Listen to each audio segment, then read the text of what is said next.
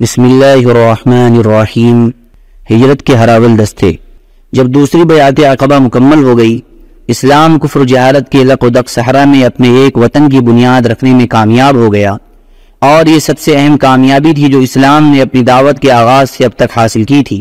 تو رسول اللہ صلی اللہ علیہ وسلم نے مسلمانوں کو اجازت مرحمت فرمائی کہ وہ اپنے اس نئے وطن کی طرف ہجرت کر جائیں۔ ہجرت کے معنی یہ تھے کہ سارے مفادات تج کر اور مال کی قربانی دے کر محض جان بچا لی جائے، اور یہ بھی سمجھتے ہوئے کہ یہ جان بھی خطرے کی زد میں ہے، ابتدائے راہ سے انتہائی راہ تک کہیں بھی ہلاک کی جا سکتی ہے، پھر سفر بھی ایک مبہم مستقبل کی طرف ہے، معلوم نہیں آگے چل کر ابھی کون کون سے مصائب اور غم و علم رونما ہوں گے۔ مسلمانوں نے یہ سب کچھ جانتے ہوئے ہجرت کی ابتدا کر دی۔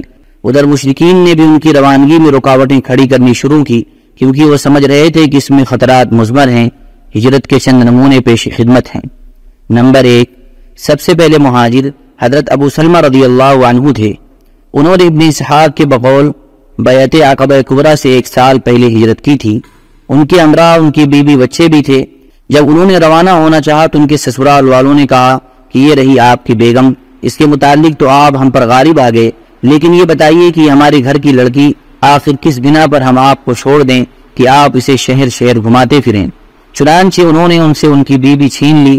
اس پر ابو سلمہ کے گھر والوں کو تاؤ آ گیا، اور انہوں نے کہا کہ جب تم لوگوں نے اس عورت کو ہمارے آدمی سے چھین لیا ہے تو ہم اپنا بیٹا اس عورت کے پاس نہیں رہنے دے سکتے۔ چنانچہ دونوں فریق نے اس بچے کو اپنی اپنی طرف کھینچا، جس سے اس کا ہاتھ اکھڑ گیا، اور ابو سلمہ کے گھر والے اس کو اپنے پاس لے گئے۔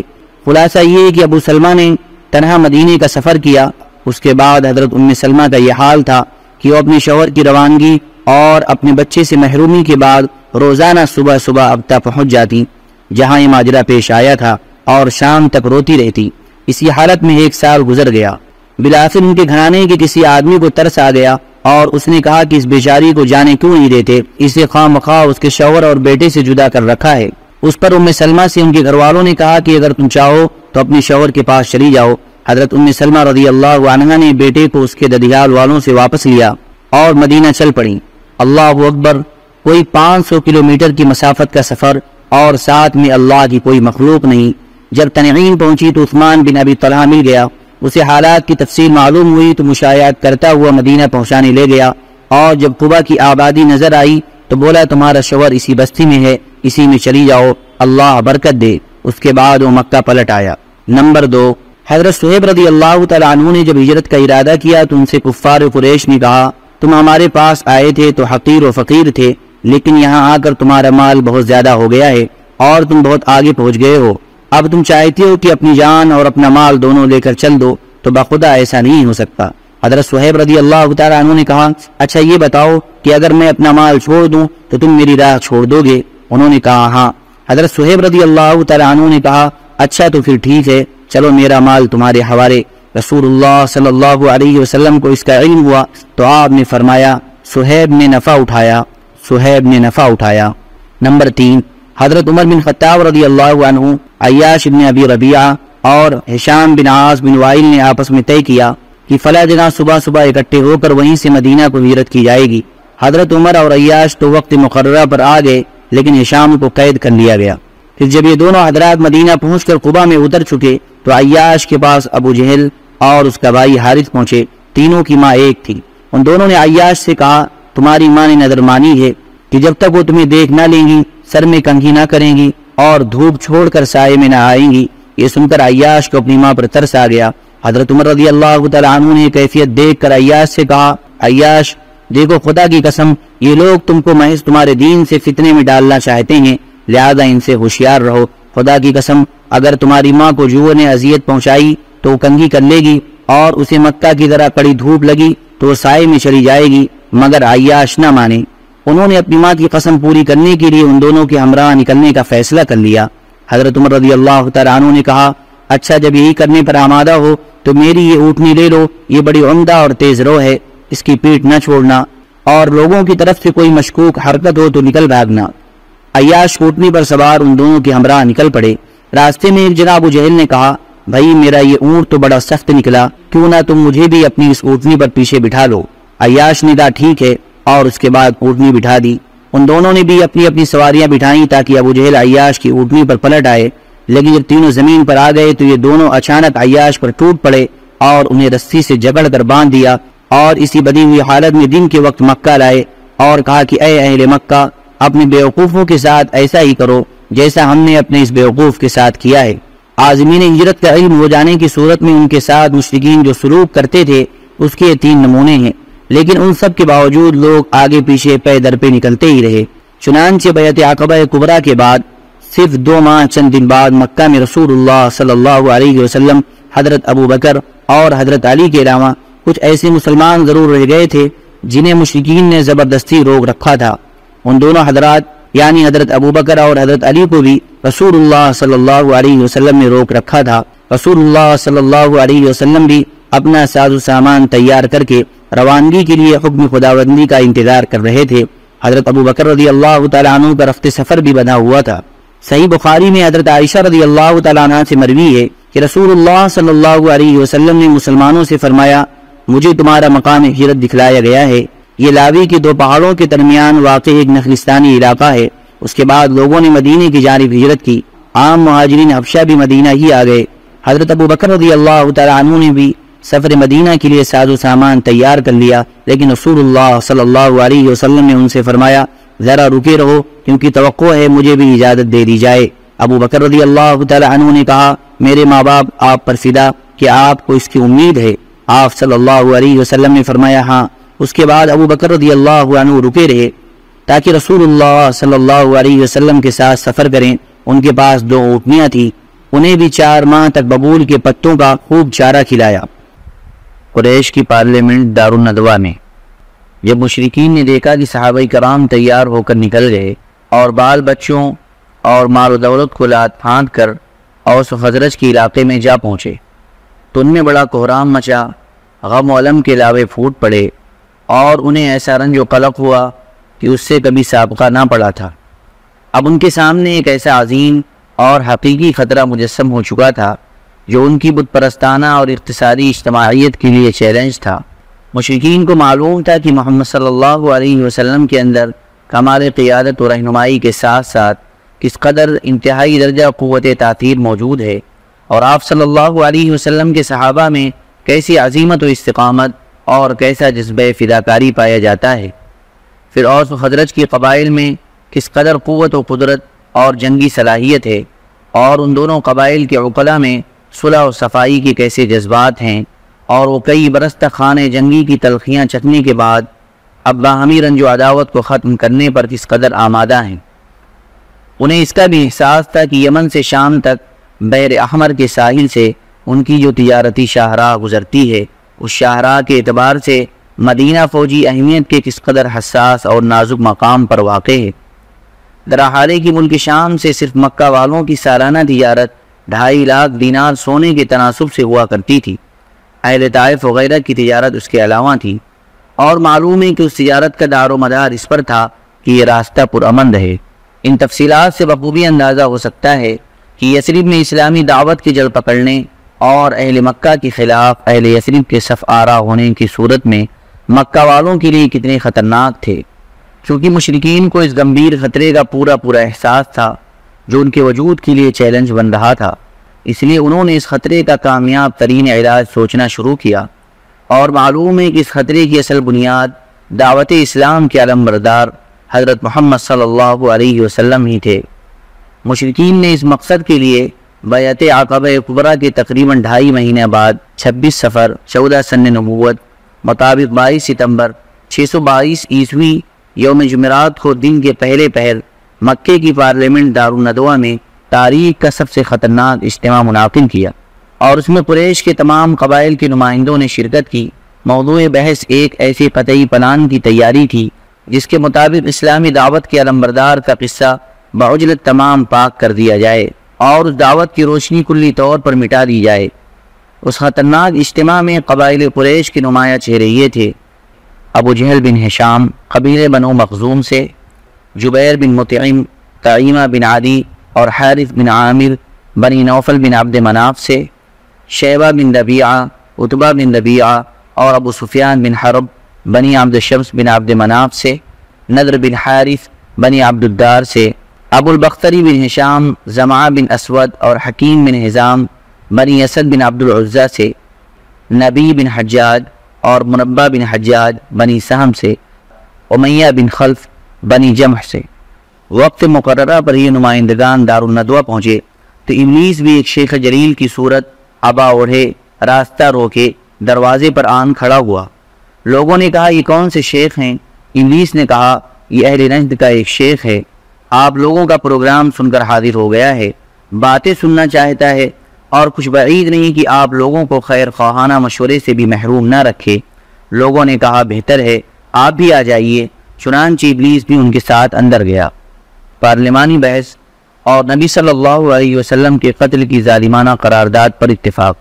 اجتماع مکمل ہو گیا تو تجاویز اور حل پیش کیے جانے شروع ہوئے اور دیر تک بحث جاری رہی۔ پہلے ابو الاسود نے یہ تجویز پیش کی کہ ہم اس شخص کو اپنے درمیان سے نکال دیں اور اپنے شہر سے جلا وطن کر دیں، پھر ہمیں اس سے کوئی واسطہ نہیں کہ وہ کہاں جاتا ہے اور کہاں رہتا ہے، بس ہمارا معاملہ ٹھیک ہو جائے گا اور ہمارے درمیان پہلی جیسی یگانگت ہو جائے گی۔ مگر شیخ نجدی نے کہا نہیں، خدا کی قسم یہ مناسب رائے نہیں ہے، تم دیکھتے نہیں کہ اس شخص کی بات کتنی عمدہ اور بول کتنے میٹھے ہیں، اور جو کچھ لاتا ہے اس کے ذریعے کس طرح لوگوں کا دل جیت لیتا ہے۔ خدا کی قسم اگر تم نے ایسا کیا تو کچھ اطمینان نہیں کہ وہ عرب کے کسی قبیلے میں نازل ہو اور انہیں اپنا پیرو بنا لینے کے بعد تم پر یورش کر دے اور تمہیں تمہارے شہر کے اندر روند کر تم سے جیسا سلوک چاہے کرے، اس کے بجائے کوئی اور تجویز سوچو۔ ابو البختری نے کہا اسے لوہے کی بیڑیوں میں جکڑ کر قید کر دو اور باہر سے دروازہ بند کر دو، پھر اسی انجام یعنی موت کا انتظار کرو جو اس سے پہلے دوسرے شاعروں مثلا زہیر اور نابغہ وغیرہ کا ہو چکا ہے۔ شیخ نجدی نے کہا نہیں، خدا کی قسم یہ بھی مناسب رائے نہیں ہے، واللہ اگر تم لوگوں نے اسے قید کر دیا جیسا کہ تم کہہ رہے ہو تو اس کی خبر بند دروازے سے باہر نکل کر اس کے ساتھیوں تک ضرور پہنچ جائے گی، پھر کچھ بعید نہیں کہ وہ لوگ تم پر دھاوا بول کر اس شخص کو تمہارے قبضے سے نکال لے جائیں، پھر اس کی مدد سے اپنی تعداد بڑھا کر تمہیں مغلوب کر لیں، لہذا یہ بھی مناسب رائے نہیں، کوئی اور تجویز سوچو۔ یہ دونوں تجاویز پارلیمنٹ رد کر چکی تو ایک تیسری مجرمانہ تجویز پیش کی گئی جس سے تمام ممبران نے اتفاق کیا۔ اسے پیش کرنے والا مکے کا سب سے بڑا مجرم ابو جہل تھا۔ اس نے کہا اس شخص کے بارے میں میری ایک رائے ہے، میں دیکھتا ہوں کہ اب تک تم لوگ اس پر نہیں پہنچے۔ لوگوں نے کہا ابو الحکم وہ کیا ہے؟ ابو جہل نے کہا میری رائے یہ ہے کہ ہم ہر قبیلے سے ایک مضبوط صاحب نسب اور باقا جوان منتخب کر لیں، پھر ہر ایک کو ایک تیز تلوار دیں، اس کے بعد سب کے سب اس شخص کا رخ کریں اور اس طرح ایک بارگی تلوار مار کر قتل کر دیں جیسے ایک ہی آدمی نے تلوار ماری ہو۔ یوں ہمیں اس شخص سے راحت مل جائے گی اور اس طرح قتل کرنے کا نتیجہ یہ ہوگا کہ اس شخص کا خون سارے قبائل میں بکھر جائے گا اور بنو عبد مناف سارے قبیلوں سے جنگ نہ کر سکیں گے، لہذا دیت یعنی خون بہا لینے پر راضی ہو جائیں گے اور ہم دیت ادا کر دیں گے۔ شیخ نجدی نے کہا بات یہ رہی جو اس نوجوان نے کہی، اگر کوئی تجویز اور رائے ہو سکتی ہے تو یہی ہے، باقی سب ہیج۔ اس کے بعد پارلیمان مکہ نے اس مجرمانہ قرارداد پر اتفاق کر لیا اور ممبران اس عزم مصمم کے ساتھ اپنے گھروں کو واپس گئے کہ اس قرارداد پر عمل فی الفور کرنا ہے۔ نبی صلی اللہ علیہ وسلم کی ہجرت۔ جب نبی صلی اللہ علیہ وسلم کے قتل کی مجرمانہ قرارداد طے ہو چکی تو حضرت جبرائیل علیہ السلام اپنے رب تبارک و تعالیٰ کی وحی لے کر آپ صلی اللہ علیہ وسلم کی خدمت میں حاضر ہوئے اور آپ صلی اللہ علیہ وسلم کو قریش کی سازش سے آگاہ کرتے ہوئے بتلایا کہ اللہ تعالیٰ نے آپ صلی اللہ علیہ وسلم کو یہاں سے روانگی کی اجازت دے دی ہے، اور یہ کہتے ہوئے ہجرت کے وقت کا تعین بھی فرما دیا کہ آپ صلی اللہ علیہ وسلم یہ رات اپنے اس بستر پر نہ گزاریں جس پر اب تک گزارتے تھے۔ اس اطلاع کے بعد نبی صلی اللہ علیہ وسلم ٹھیک دوپہر کے وقت ابو بکر رضی اللہ تعالیٰ عنہ کے گھر تشریف لے گئے تاکہ ان کے ساتھ ہجرت کے سارے پروگرام اور مرحلے طے فرما لے۔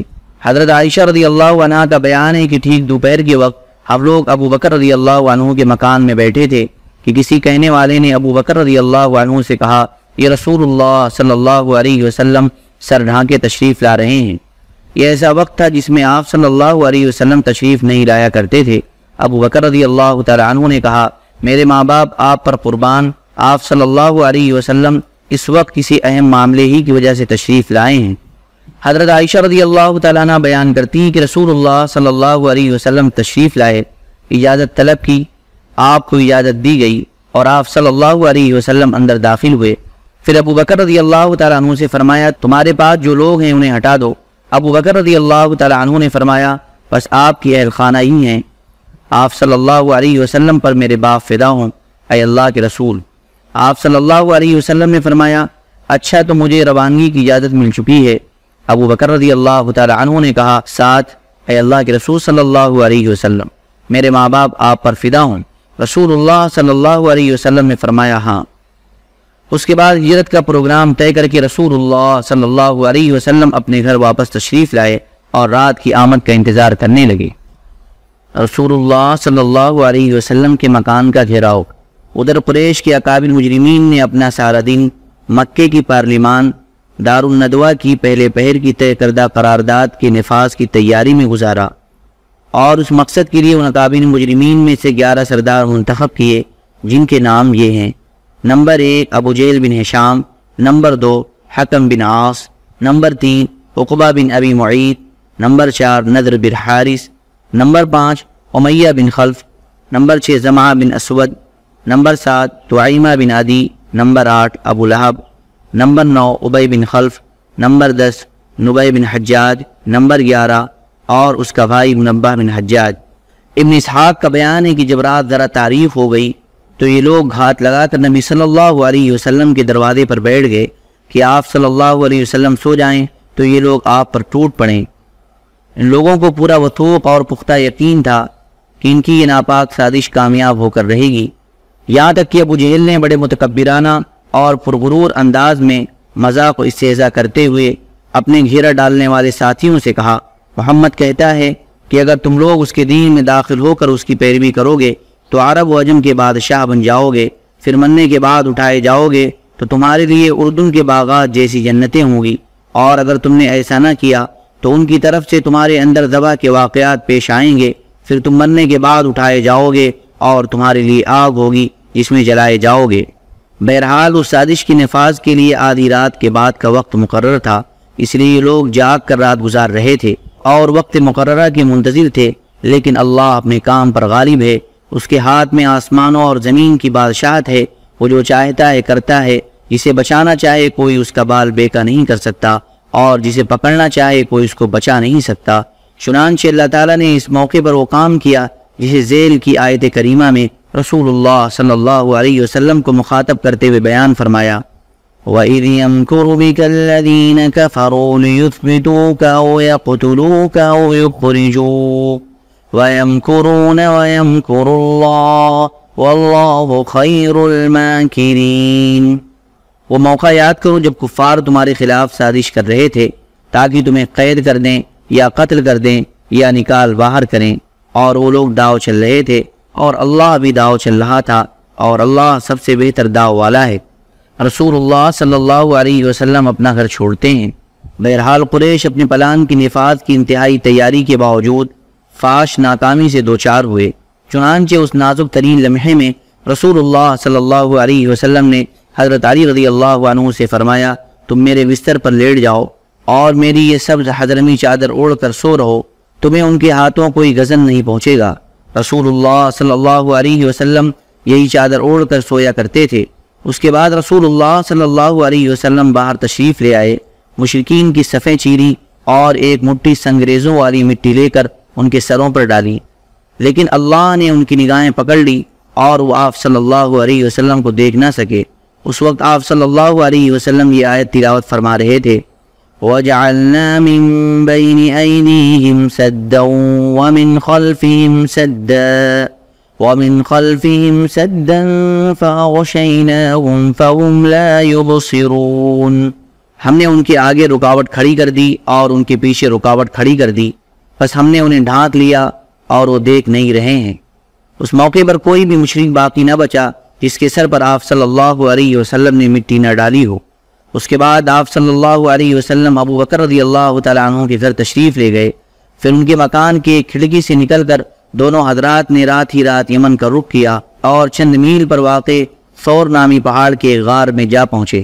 ادھر محاصرین وقت سفر کا انتظار کر رہے تھے، لیکن اس سے ذرا پہلے انہیں اپنی ناکامی اور نامرادی کا علم ہو گیا۔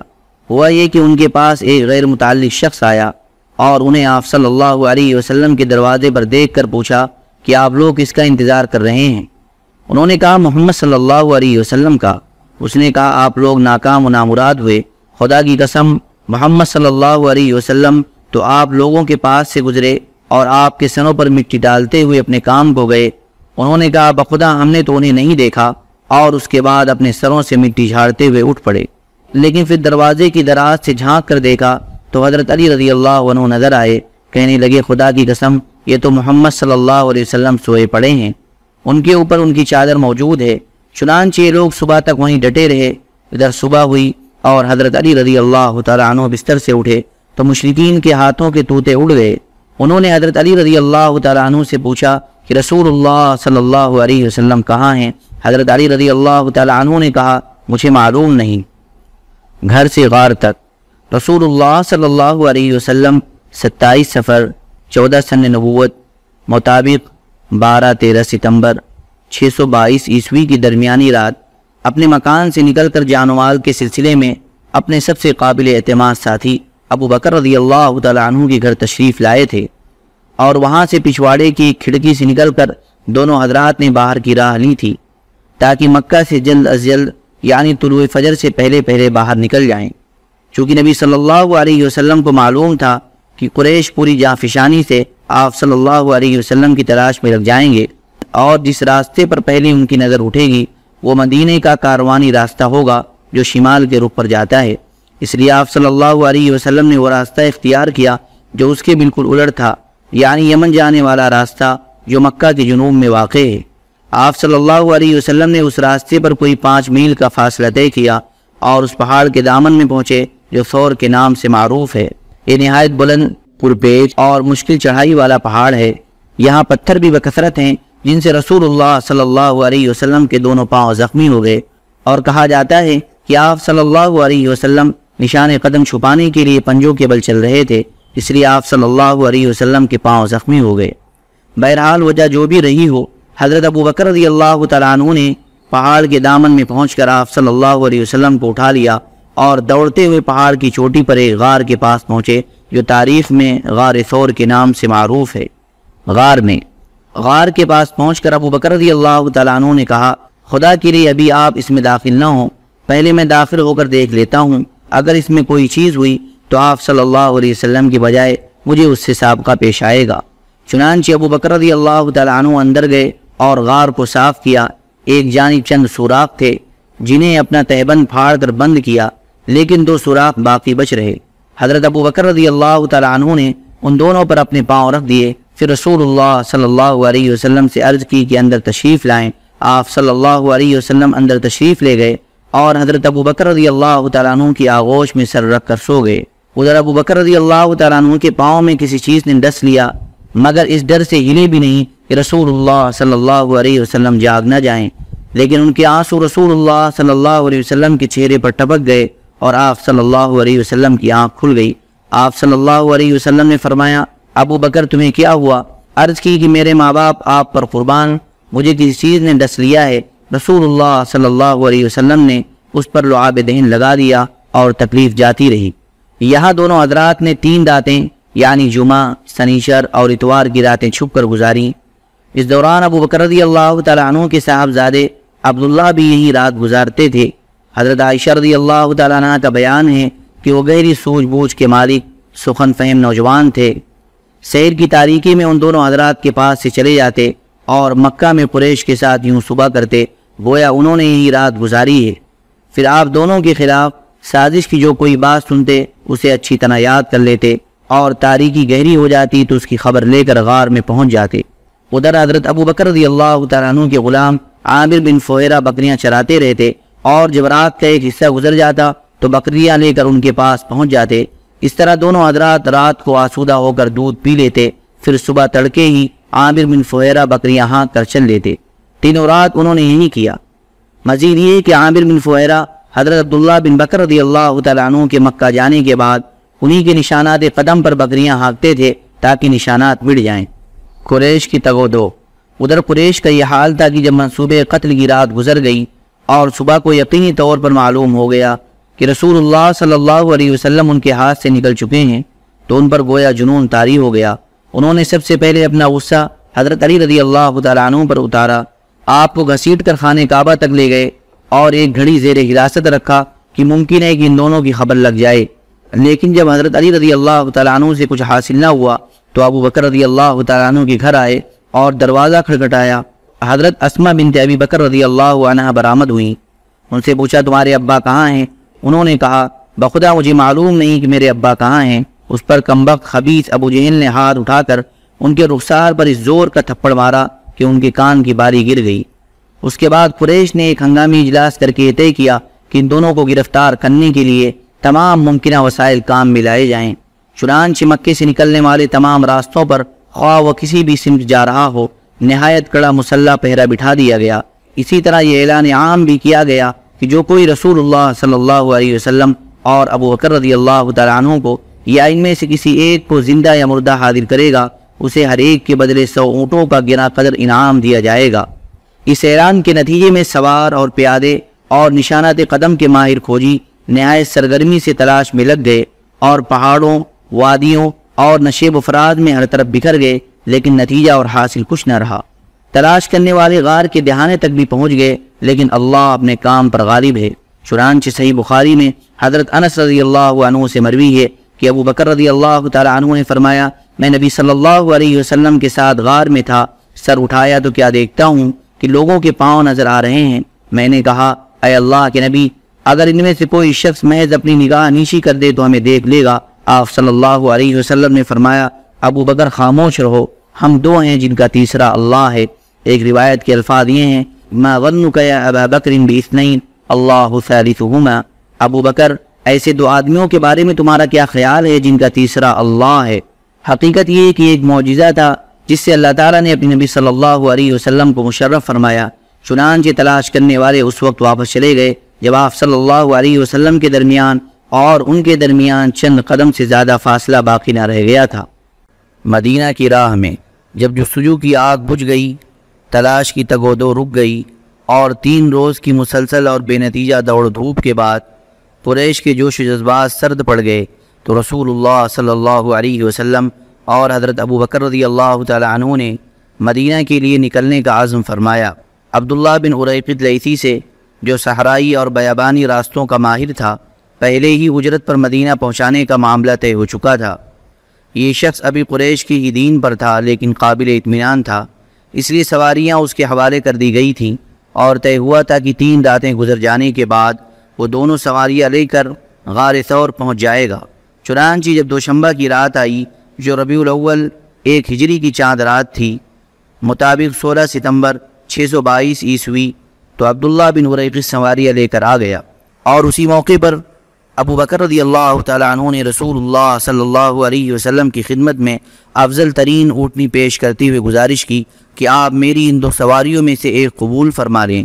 رسول اللہ صلی اللہ علیہ وسلم نے فرمایا قیمتاً لوں گا۔ ادھر اسماء بنت ابی بکر رضی اللہ تعالی عنہ بھی زاد سفر لے کر آئیں، مگر اس میں لٹکانے والا بندھن لگانا بھول گئیں۔ جب روانگی کا وقت آیا اور حضرت اسماء رضی اللہ تعالی عنہ نے توشہ لٹکانا چاہا تو دیکھا کہ اس میں بندھن ہی نہیں ہے۔ انہوں نے اپنا پٹکا یعنی کمر بند کھولا اور 2 حصوں میں چاک کر کے ایک میں توشہ لٹکا دیا اور دوسرا کمر میں باندھ لیا۔ اسی وجہ سے ان کا لقب ذات النطاقین پڑ گیا۔ اس کے بعد رسول اللہ صلی اللہ علیہ وسلم اور ابو بکر رضی اللہ تعالی عنہ نے کوچ فرمایا۔ عامر بن فہیرہ رضی اللہ عنہ بھی ساتھ تھے۔ رہنما عبداللہ بن اریقط نے ساحل کا راستہ اختیار کیا۔ غار سے روانہ ہو کر اس نے سب سے پہلے یمن کے رخ پر چلایا اور جنوب کی سمت خوب دور تک لے گیا، پھر پچھم کی طرف مڑا اور ساحل سمندر کا رخ کیا، پھر ایک ایسے راستے پر پہنچ کر جس سے عام لوگ واقف نہ تھے شمال کی طرف مڑ گیا۔ یہ راستہ ساحل بحر احمر کے قریب ہی تھا اور اس پر شاد و نادر ہی کوئی چلتا تھا۔ رسول اللہ صلی اللہ علیہ وسلم اس راستے میں جن مقامات سے گزرے ابن اسحاق نے ان کا تذکرہ کیا ہے۔ وہ کہتے ہیں کہ جب رہنما آپ دونوں کو ساتھ لے کر نکلا تو زرین مکہ سے لے چلا، پھر ساحل کے ساتھ ساتھ چلتا ہوا زرین عصفان سے راستہ کاٹا، پھر زرین امد سے گزرتا ہوا آگے بڑھا اور قدید پار کرنے کے بعد پھر راستہ کاٹا اور وہیں سے آگے بڑھتا ہوا قرار سے گزرا، پھر سنیت المرہ سے، پھر لقف سے، پھر بیابان لقف سے گزرا، پھر مجاح کے بیابان میں پہنچا اور وہاں سے ہو کر پھر مجاہ کے موڑ سے گزرا، پھر ذوالغزوین کے موڑ کے نشیم میں چلا، پھر ذی کشر کی وادی میں داخل ہوا، پھر جد اشد کا رخ کیا، پھر اجرد پہنچا، اور اس کے بعد بیابان تعین کی اطراف کی وادی ذو سلم سے گزرا، وہاں سے عبادید اور اس کے بعد فاجہ کا رخ کیا، پھر عرج میں اترا، پھر رقوبہ کے دائنے ہاتھ ثنیۃ العائر میں چلا، یہاں تک کہ وادی رحیم میں اترا اور اس کے بعد قبا پہنچ گیا۔ آئیے اب راستے کی چند واقعات بھی سنتے چلیں۔ نمبر 1، صحیح بخاری میں حضرت ابوبکر صدیق رضی اللہ عنہ سے مروی ہے کہ انہوں نے فرمایا، ہم لوگ غار سے نکل کر رات بھر اور دن میں دوپہر تک چلتے رہے۔ جب ٹھیک دوپہر کا وقت ہو گیا، راستہ خالی ہو گیا اور کوئی گزرنے والا نہ رہا، تو ہمیں ایک لمبی چٹان دکھائی دی جس کے سائے پر دھوپ نہیں آئی تھی۔ ہم وہیں اتر پڑے۔ میں نے اپنے ہاتھ سے نبی صلی اللہ علیہ وسلم کے سونے کے لیے ایک جگہ برابر کی اور اس پر ایک پوستین بچھا کر گزارش کی کہ اے اللہ کے رسول صلی اللہ علیہ وسلم، آپ سو جائیں اور میں آپ کی گرد و پیش کی دیکھ بھال کیے لیتا ہوں۔ آپ صلی اللہ علیہ وسلم سو گئے اور میں آپ کی گرد و پیش کی دیکھ بھال کے لیے نکلا۔ اچانک کیا دیکھتا ہوں کہ ایک چرواہا اپنی بکریاں لیے چٹان کی جانب چلا آ رہا ہے۔ وہ بھی اس چٹان سے وہی چاہتا تھا جو ہم نے چاہا تھا۔ میں نے اس سے کہا، اے جوان، تم کس کے آدمی ہو؟ اس نے مکہ یا مدینے کے کسی آدمی کا ذکر کیا۔ میں نے کہا، تمہاری بکریوں میں کچھ دودھ ہے؟ اس نے کہا ہاں۔ میں نے کہا، دو سکتا ہوں؟ اس نے کہا ہاں، اور ایک بکری پکڑی۔ میں نے کہا، ذرا تھن کو مٹی، بال اور تنکے وغیرہ سے صاف کر لو۔ پھر اس نے ایک کعب میں تھوڑا سا دودھ دھوا اور میرے پاس ایک چرمی لوٹا تھا جو میں نے رسول اللہ صلی اللہ علیہ وسلم کے پینے اور وضو کرنے کے لیے رکھ لیا تھا۔ میں نبی صلی اللہ علیہ وسلم کے پاس آیا، لیکن گوارا نہ ہوا کہ آپ کو بیدار کروں۔ چنانچہ جب آپ صلی اللہ علیہ وسلم بیدار ہوئے تو میں آپ کے پاس آیا اور دودھ پر پانی اڈیلا یہاں تک کہ اس کا نچلا حصہ ٹھنڈا ہو گیا۔ اس کے بعد میں نے کہا، اے اللہ کے رسول صلی اللہ علیہ وسلم، پی لیجئے۔ آپ نے پیا یہاں تک کہ میں خوش ہو گیا۔ پھر آپ نے فرمایا کہ کیا ابھی کوچ کا وقت نہیں ہوا؟ میں نے کہا، کیوں نہیں۔ اس کے بعد ہم لوگ چل پڑے۔ نمبر 2، اس سفر میں ابوبکر رضی اللہ تعالیٰ عنہ کا طریقہ یہ تھا کہ وہ نبی صلی اللہ علیہ وسلم کے ردیف رہا کرتے تھے، یعنی سواری پر حضور صلی اللہ علیہ وسلم کے پیچھے بیٹھا کرتے تھے۔ چونکہ ان پر بڑھاپے کے آثار نمایاں تھے، اس لیے لوگوں کی توجہ انہی کی طرف جاتی تھی۔ نبی صلی اللہ علیہ وسلم پر ابھی جوانی کے آثار غالب تھے، اس لیے آپ کی طرف توجہ کم جاتی تھی۔ اس کا نتیجہ یہ تھا کہ کسی آدمی سے سابقہ پڑتا تو وہ ابوبکر رضی اللہ تعالیٰ عنہ سے پوچھتا کہ یہ آپ کے آگے کون سا آدمی ہے؟ حضرت ابوبکر رضی اللہ تعالیٰ عنہ اس کا بڑا لطیف جواب دیتے، فرماتے، یہ آدمی مجھے راستہ بتاتا ہے۔ اس سے سمجھنے والا سمجھتا کہ وہ یہی راستہ مراد لے رہے ہیں، حالانکہ وہ خیر کا راستہ مراد لیتے تھے۔ نمبر 3، اسی سفر میں آپ صلی اللہ علیہ وسلم کا گزر ام معبد خزاعیہ کے خیمے سے ہوا۔ وہ ایک نمایاں اور توانا خاتون تھیں، ہاتھوں میں گھٹنے ڈالے خیمے کی سین میں بیٹھی رہتی اور آنے جانے والوں کو کھلاتی پلاتی رہتی۔ آپ صلی اللہ علیہ وسلم نے ان سے پوچھا کہ پاس میں کچھ ہے؟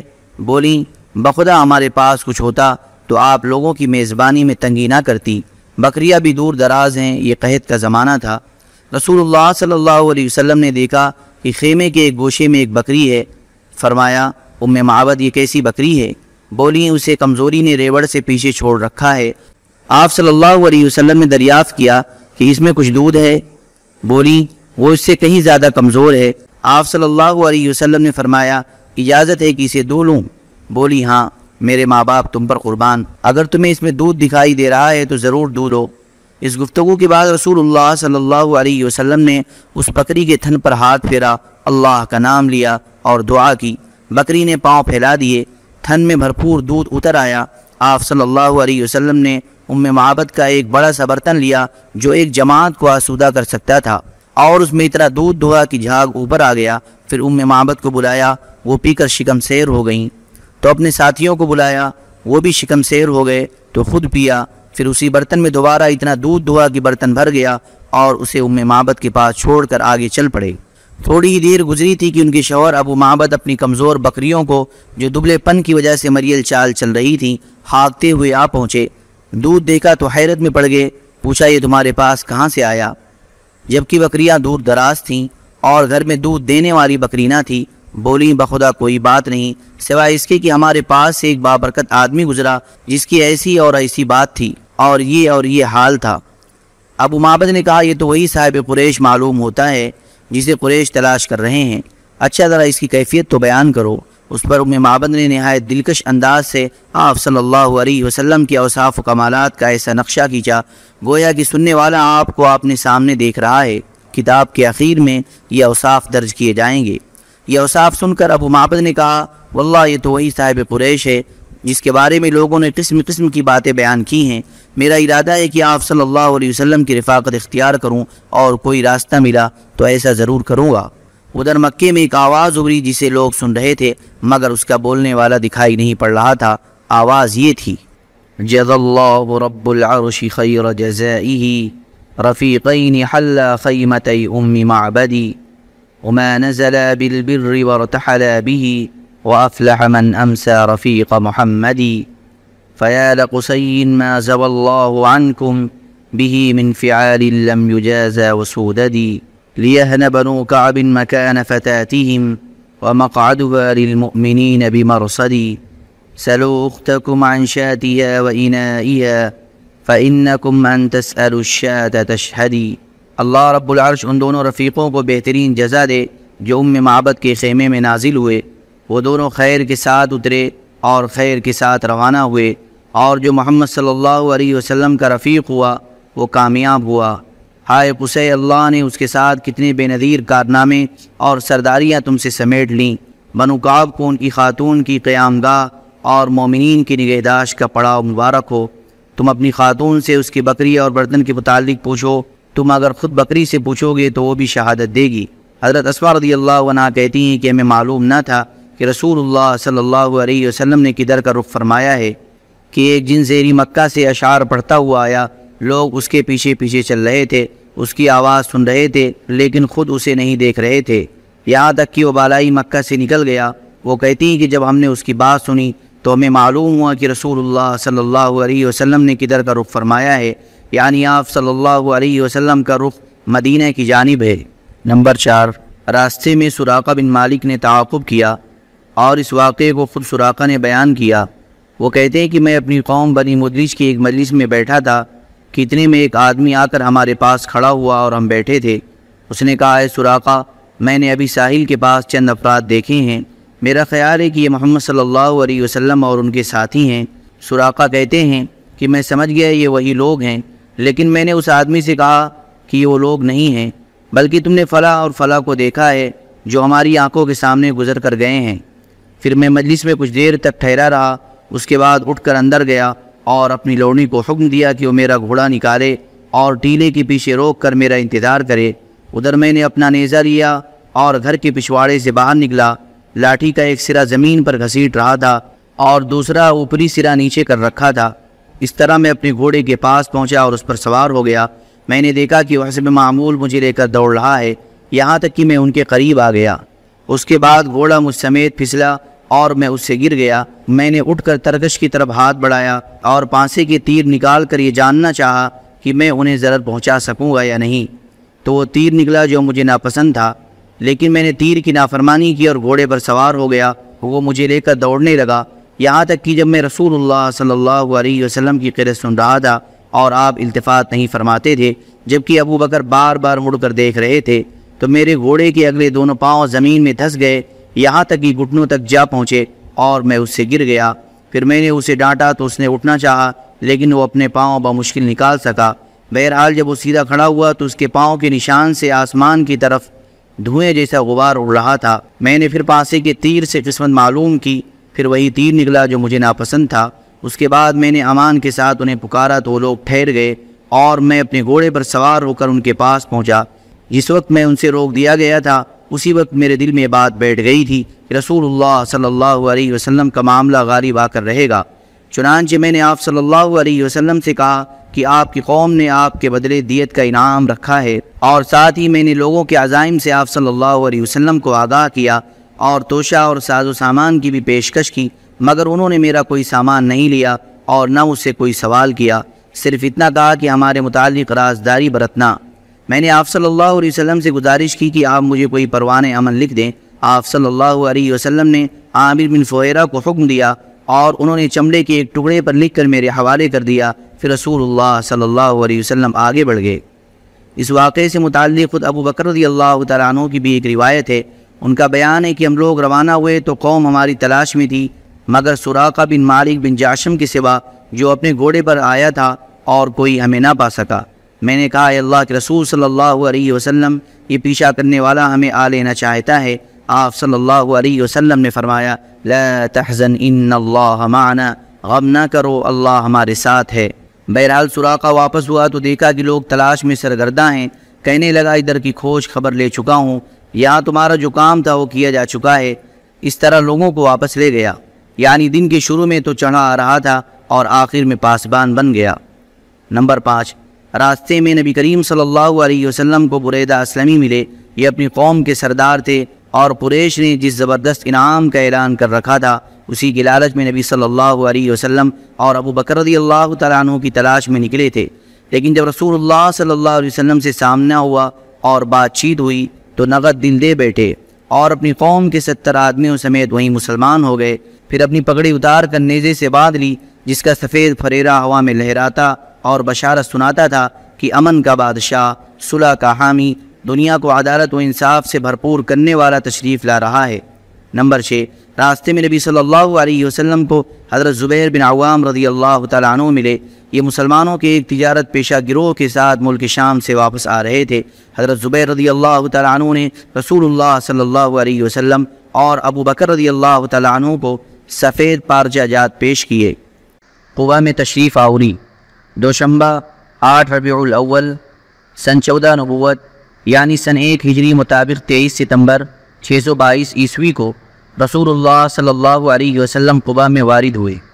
حضرت عروہ بن زبیر رضی اللہ تعالیٰ عنہ کا بیان ہے کہ مسلمانان مدینہ نے مکہ سے رسول اللہ صلی اللہ علیہ وسلم کی روانگی کی خبر سن لی تھی، اس لیے لوگ روزانہ صبح حرہ کی طرف نکل جاتے اور آپ کی راہ تکتے رہتے۔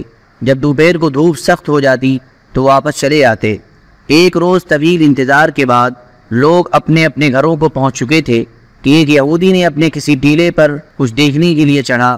کیا دیکھتا ہے کہ رسول اللہ صلی اللہ علیہ وسلم اور آپ کے رفقا سفید کپڑوں میں ملبوس، جن سے چادریں چھٹک رہی تھی، تشریف لا رہے ہیں۔ اس نے بے خود ہو کر نہایت بلند آواز سے کہا، عرب کے لوگوں، یہ رہا تمہارا نصیب جس کا تم انتظار کر رہے تھے۔ یہ سنتے ہی مسلمان ہتھیاروں کی طرف دوڑ پڑے اور ہتھیار سجدھج کر استقبال کے لیے امٹ پڑے۔ ابن قیم کہتے ہیں کہ اس کے ساتھ ہی بنی عمرو بن عوف یعنی ساکنان قباء میں شور بلند ہوا اور تکبیر سنی گئی۔ مسلمان آپ صلی اللہ علیہ وسلم کی آمد کی خوشی میں نعرے تکبیر بلند کرتے ہوئے استقبال کے لیے نکل پڑے۔ پھر آپ صلی اللہ علیہ وسلم سے مل کر تحیہ نبوت پیش کیا اور گرد و پیش پروانوں کی طرح جمع ہو گئے۔ اس وقت آپ صلی اللہ علیہ وسلم پر سکینت چھائی ہوئی تھی اور یہ وحی نازل ہو رہی تھی۔ فَإِنَّ اللَّهَ هُوَ مَوْلَاهُ وَجِبْرِيلُ وَصَالِحُ الْمُؤْمِنِينَ وَالْمَلَائِكَةُ بَعْدَ ذَلِكَ ظَهِيرٌ۔ اللہ مولا ہے اور جبریل علیہ السلام اور صالح مومنین بھی، اور اس کے بعد فرشتے آپ کے مددگار ہیں۔ حضرت عروہ بن زبیر رضی اللہ تعالیٰ عنہ کا بیان ہے کہ لوگوں سے ملنے کے بعد آپ ان کے ساتھ داہنی جانب مڑے اور بنی عمرو بن عوف میں تشریف لائے۔ یہ دوشنبہ کا دن اور ربیع الاول کا مہینہ تھا۔ ابو بکر رضی اللہ تعالیٰ عنہ آنے والوں کے استقبال کے لیے کھڑے تھے اور رسول اللہ صلی اللہ علیہ وسلم چپ چاپ بیٹھے تھے۔ انصار کے جو لوگ آتے جنہوں نے رسول اللہ صلی اللہ علیہ وسلم کو دیکھا نہ تھا، وہ سیدھے ابو بکر رضی اللہ تعالیٰ عنہ کو سلام کرتے، یہاں تک کہ رسول اللہ صلی اللہ علیہ وسلم پر دھوپ آ گئی اور ابو بکر رضی اللہ تعالیٰ عنہ نے چادر تان کر آپ صلی اللہ علیہ وسلم پر سایہ کیا۔ تب لوگوں نے پہچانا کہ یہ رسول اللہ صلی اللہ علیہ وسلم ہیں۔ آپ صلی اللہ علیہ وسلم کے استقبال اور دیدار کے لیے سارا مدینہ امٹ پڑا تھا۔ یہ ایک تاریخی دن تھا جس کی نظیر سرزمین مدینہ نے کبھی نہ دیکھی تھی۔ آج یہود نے بھی حبقوق نبی کی اس بشارت کا مطلب دیکھ لیا تھا کہ اللہ جنوب سے اور وہ جو قدوس ہے کوہ فاران سے آیا۔ رسول اللہ صلی اللہ علیہ وسلم نے قباء میں کلثوم بن ادم رضی اللہ تعالیٰ عنہ اور کہا جاتا ہے کہ سعد بن خثیمہ رضی اللہ تعالیٰ عنہ کے مکان میں قیام فرمایا۔ پہلا قول زیادہ قوی ہے۔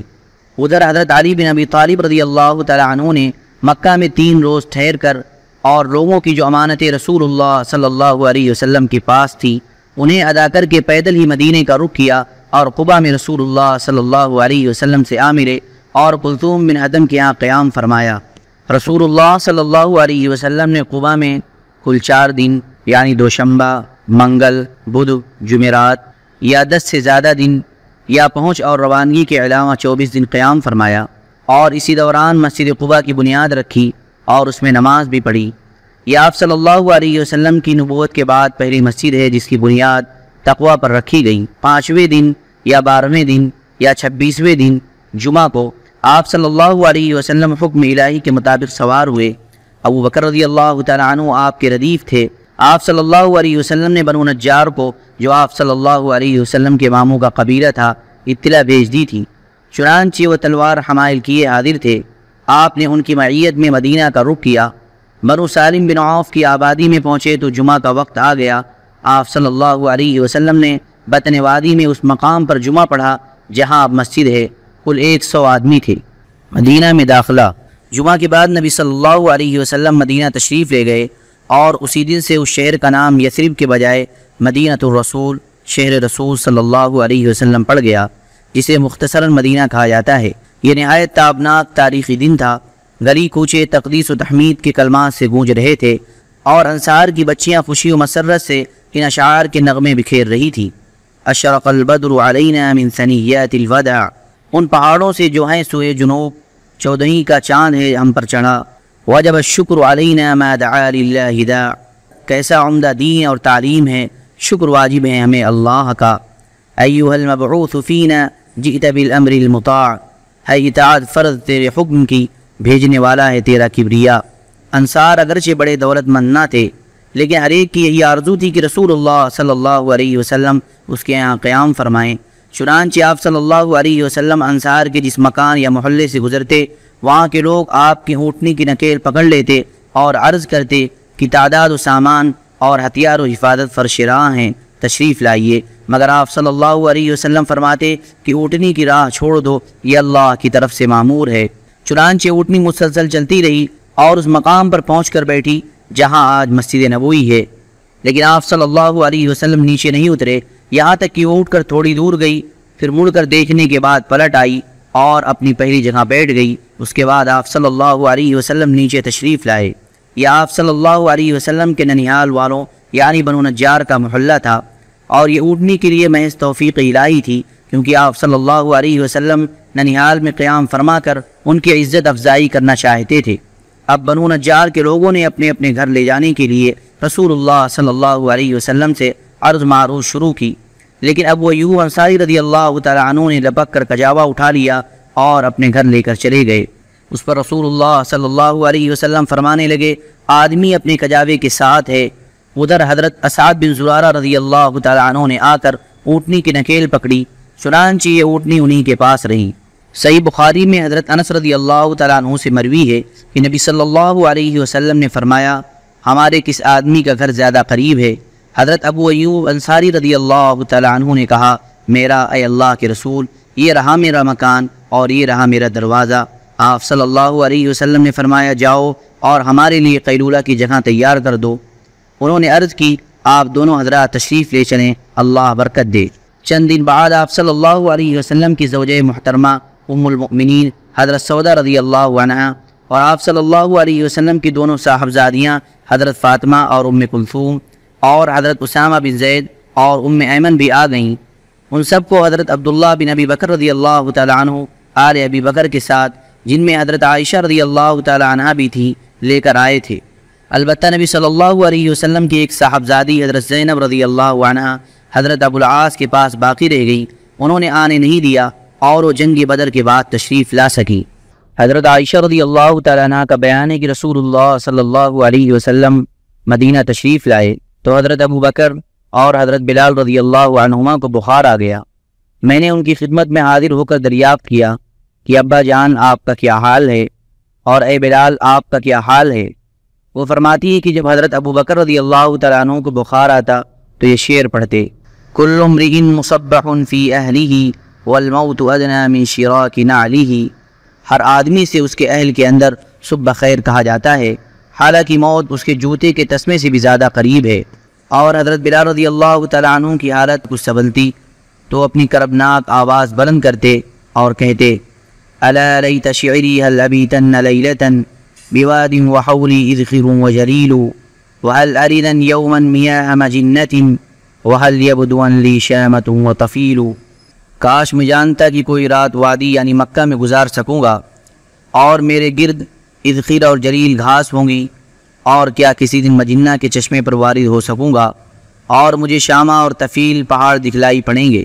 حضرت عائشہ رضی اللہ تعالیٰ عنہ کہتی ہیں کہ میں نے رسول اللہ صلی اللہ علیہ وسلم کی خدمت میں حاضر ہو کر اس کی خبر دی تو آپ صلی اللہ علیہ وسلم نے فرمایا، اے اللہ ہمارے نزدیک مدینہ کو اسی طرح محبوب کر دے جیسے مکہ محبوب تھا یا اس سے بھی زیادہ، اور مدینہ کی فضا صحت بخش دے اور اس کے سا اور مد یعنی غلے کے پیمانوں میں برکت دے اور اس کا بخار منتقل کر کے جحفہ پہنچا دے۔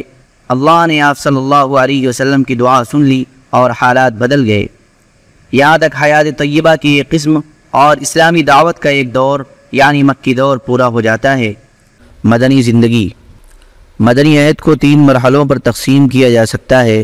نمبر 1، پہلا مرحلہ جس میں فتنے اور اضطرابات برپا کیے گئے، اندر سے رکاوٹیں کھڑی کی گئیں اور باہر سے دشمنوں نے مدینہ کو صفحہ ہستی سے مٹانے کے لیے چڑھائیاں کی۔ یہ مرحلہ صلح حدیبیہ ذی قاعدہ سن 6 ہجری پر ختم ہو جاتا ہے۔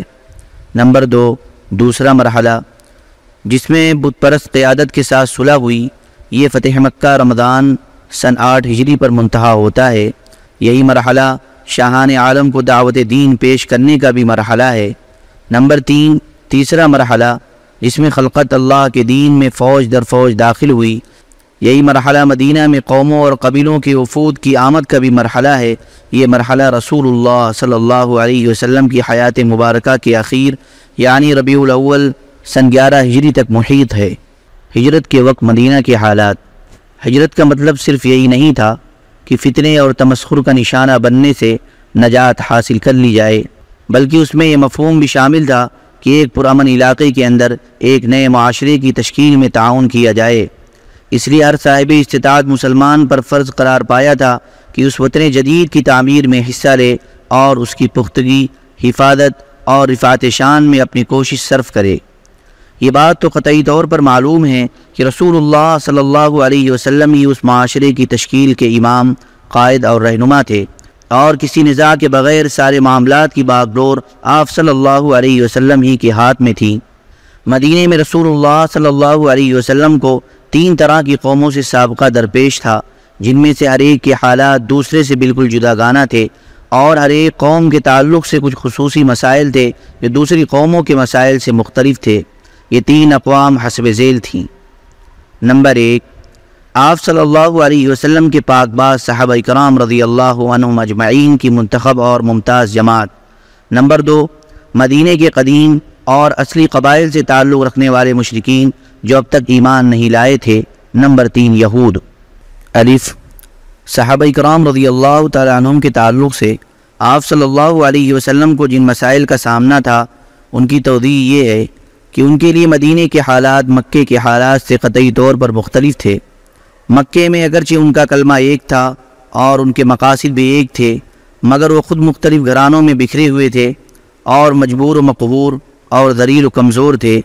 ان کے ہاتھ میں کسی طرح کا کوئی اختیار نہ تھا، سارے اختیارات دشمنان دین کے ہاتھوں میں تھے، اور دنیا کا کوئی بھی انسانی معاشرہ جن اجزاء اور لوازمات سے قائم ہوتا ہے، مکہ کے مسلمانوں کے پاس وہ اجزاء سرے سے تھے ہی نہیں کہ ان کی بنیاد پر کسی نئے اسلامی معاشرے کی تشکیل کر سکیں۔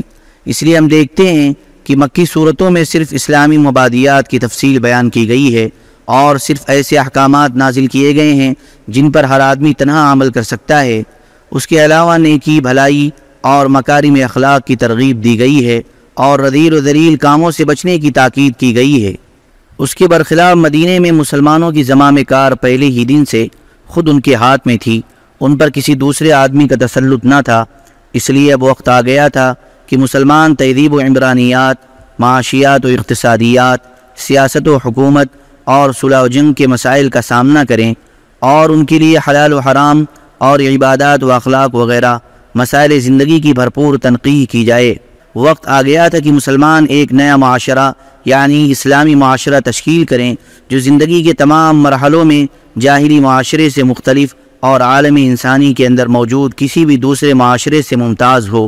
اور اس دعوت اسلامی کا نمائندہ ہو جس کی راہ میں مسلمانوں نے 13 سال تک طرح طرح کی مصیبتیں اور مشقتیں برداشت کی تھیں۔ ظاہر ہے اس طرح کے کسی معاشرے کی تشکیل ایک دن، ایک مہینہ، ایک سال میں نہیں ہو سکتی، بلکہ اس کے لیے ایک طویل مدت درکار ہوتی ہے تاکہ اس میں آہستہ آہستہ اور درجہ بدرجہ احکام صادر کیے جائیں اور قانون سازی کا کام مشقت و تربیت اور عملی نفاذ کے ساتھ ساتھ مکمل کیا جائے۔ اب جہاں تک احکام و قوانین صادر اور فراہم کرنے کا معاملہ ہے تو اللہ تعالیٰ خود اس کا کفیل تھا، اور جہاں تک ان احکام کے نفاذ اور مسلمانوں کی تربیت و رہنمائی کا معاملہ ہے تو اس پر رسول اللہ صلی اللہ علیہ وسلم مامور تھے۔ چنانچہ ارشاد ہے، هو الذي بعث في الأميين رسولا منهم يتلو عليهم آياته ويزكيهم ويعلمهم الكتاب والحكمة وإن كانوا من قبل لفي ضلال مبين۔ وہی ہے جس نے امیوں میں خود انہی کے اندر سے ایک رسول بھیجا جو ان پر اللہ کی آیات تلاوت کرتا ہے اور انہیں پاک و صاف کرتا ہے اور انہیں کتاب و حکمت سکھاتا ہے، اور یہ لوگ یقیناً پہلے کھلی گمراہی میں تھے۔ ادھر صحابہ کرام رضی اللہ تعالیٰ عنہم کا یہ حال تھا کہ وہ آپ صلی اللہ علیہ وسلم کی طرف ہمہ متوجہ رہتے، اور جو حکم صادر ہوتا اس سے اپنے آپ کو آراستہ کر کے خوشی محسوس کرتے، جیسا کہ ارشاد ہے، وَإِذَا تُلِيَتْ عَلَيْهِمْ آيَاتُهُ زَادَتْهُمْ إِيمَانًا، جب ان پر اللہ کی آیات تلاوت کی جاتی ہیں تو ان کے ایمان کو بڑھا دیتی ہیں۔ چونکہ ان سارے مسائل کی تفصیل ہمارے موضوع میں داخل نہیں، اس لیے ہم اس پر بقدر ضرورت گفتگو کریں گے۔ بہرحال یہی سب سے عظیم مسئلہ تھا جو رسول اللہ صلی اللہ علیہ وسلم کو مسلمانوں کے تعلق سے درپیش تھا، اور بڑے پیمانے پر یہی دعوت اسلامیہ اور رسالت محمدیہ کا مقصود بھی تھا، لیکن یہ کوئی ہنگامی مسئلہ نہ تھا بلکہ مستقل اور دائمی تھا۔ البتہ اس کے علاوہ کچھ دوسرے مسائل بھی تھے جو فوری توجہ کے طالب تھے، جن کی مختصر کیفیت یہ ہے۔ مسلمانوں کی جماعت میں 2 طرح کے لوگ تھے، ایک وہ جو خود اپنی زمین، اپنے مکان اور اپنے اموال کے اندر رہ رہے تھے، اور اس بارے میں ان کو اس سے زیادہ فکر نہ تھی جتنی کسی آدمی کو اپنے اہل و عیال میں امن و سکون کے ساتھ رہتے ہوئے کرنی پڑتی ہے۔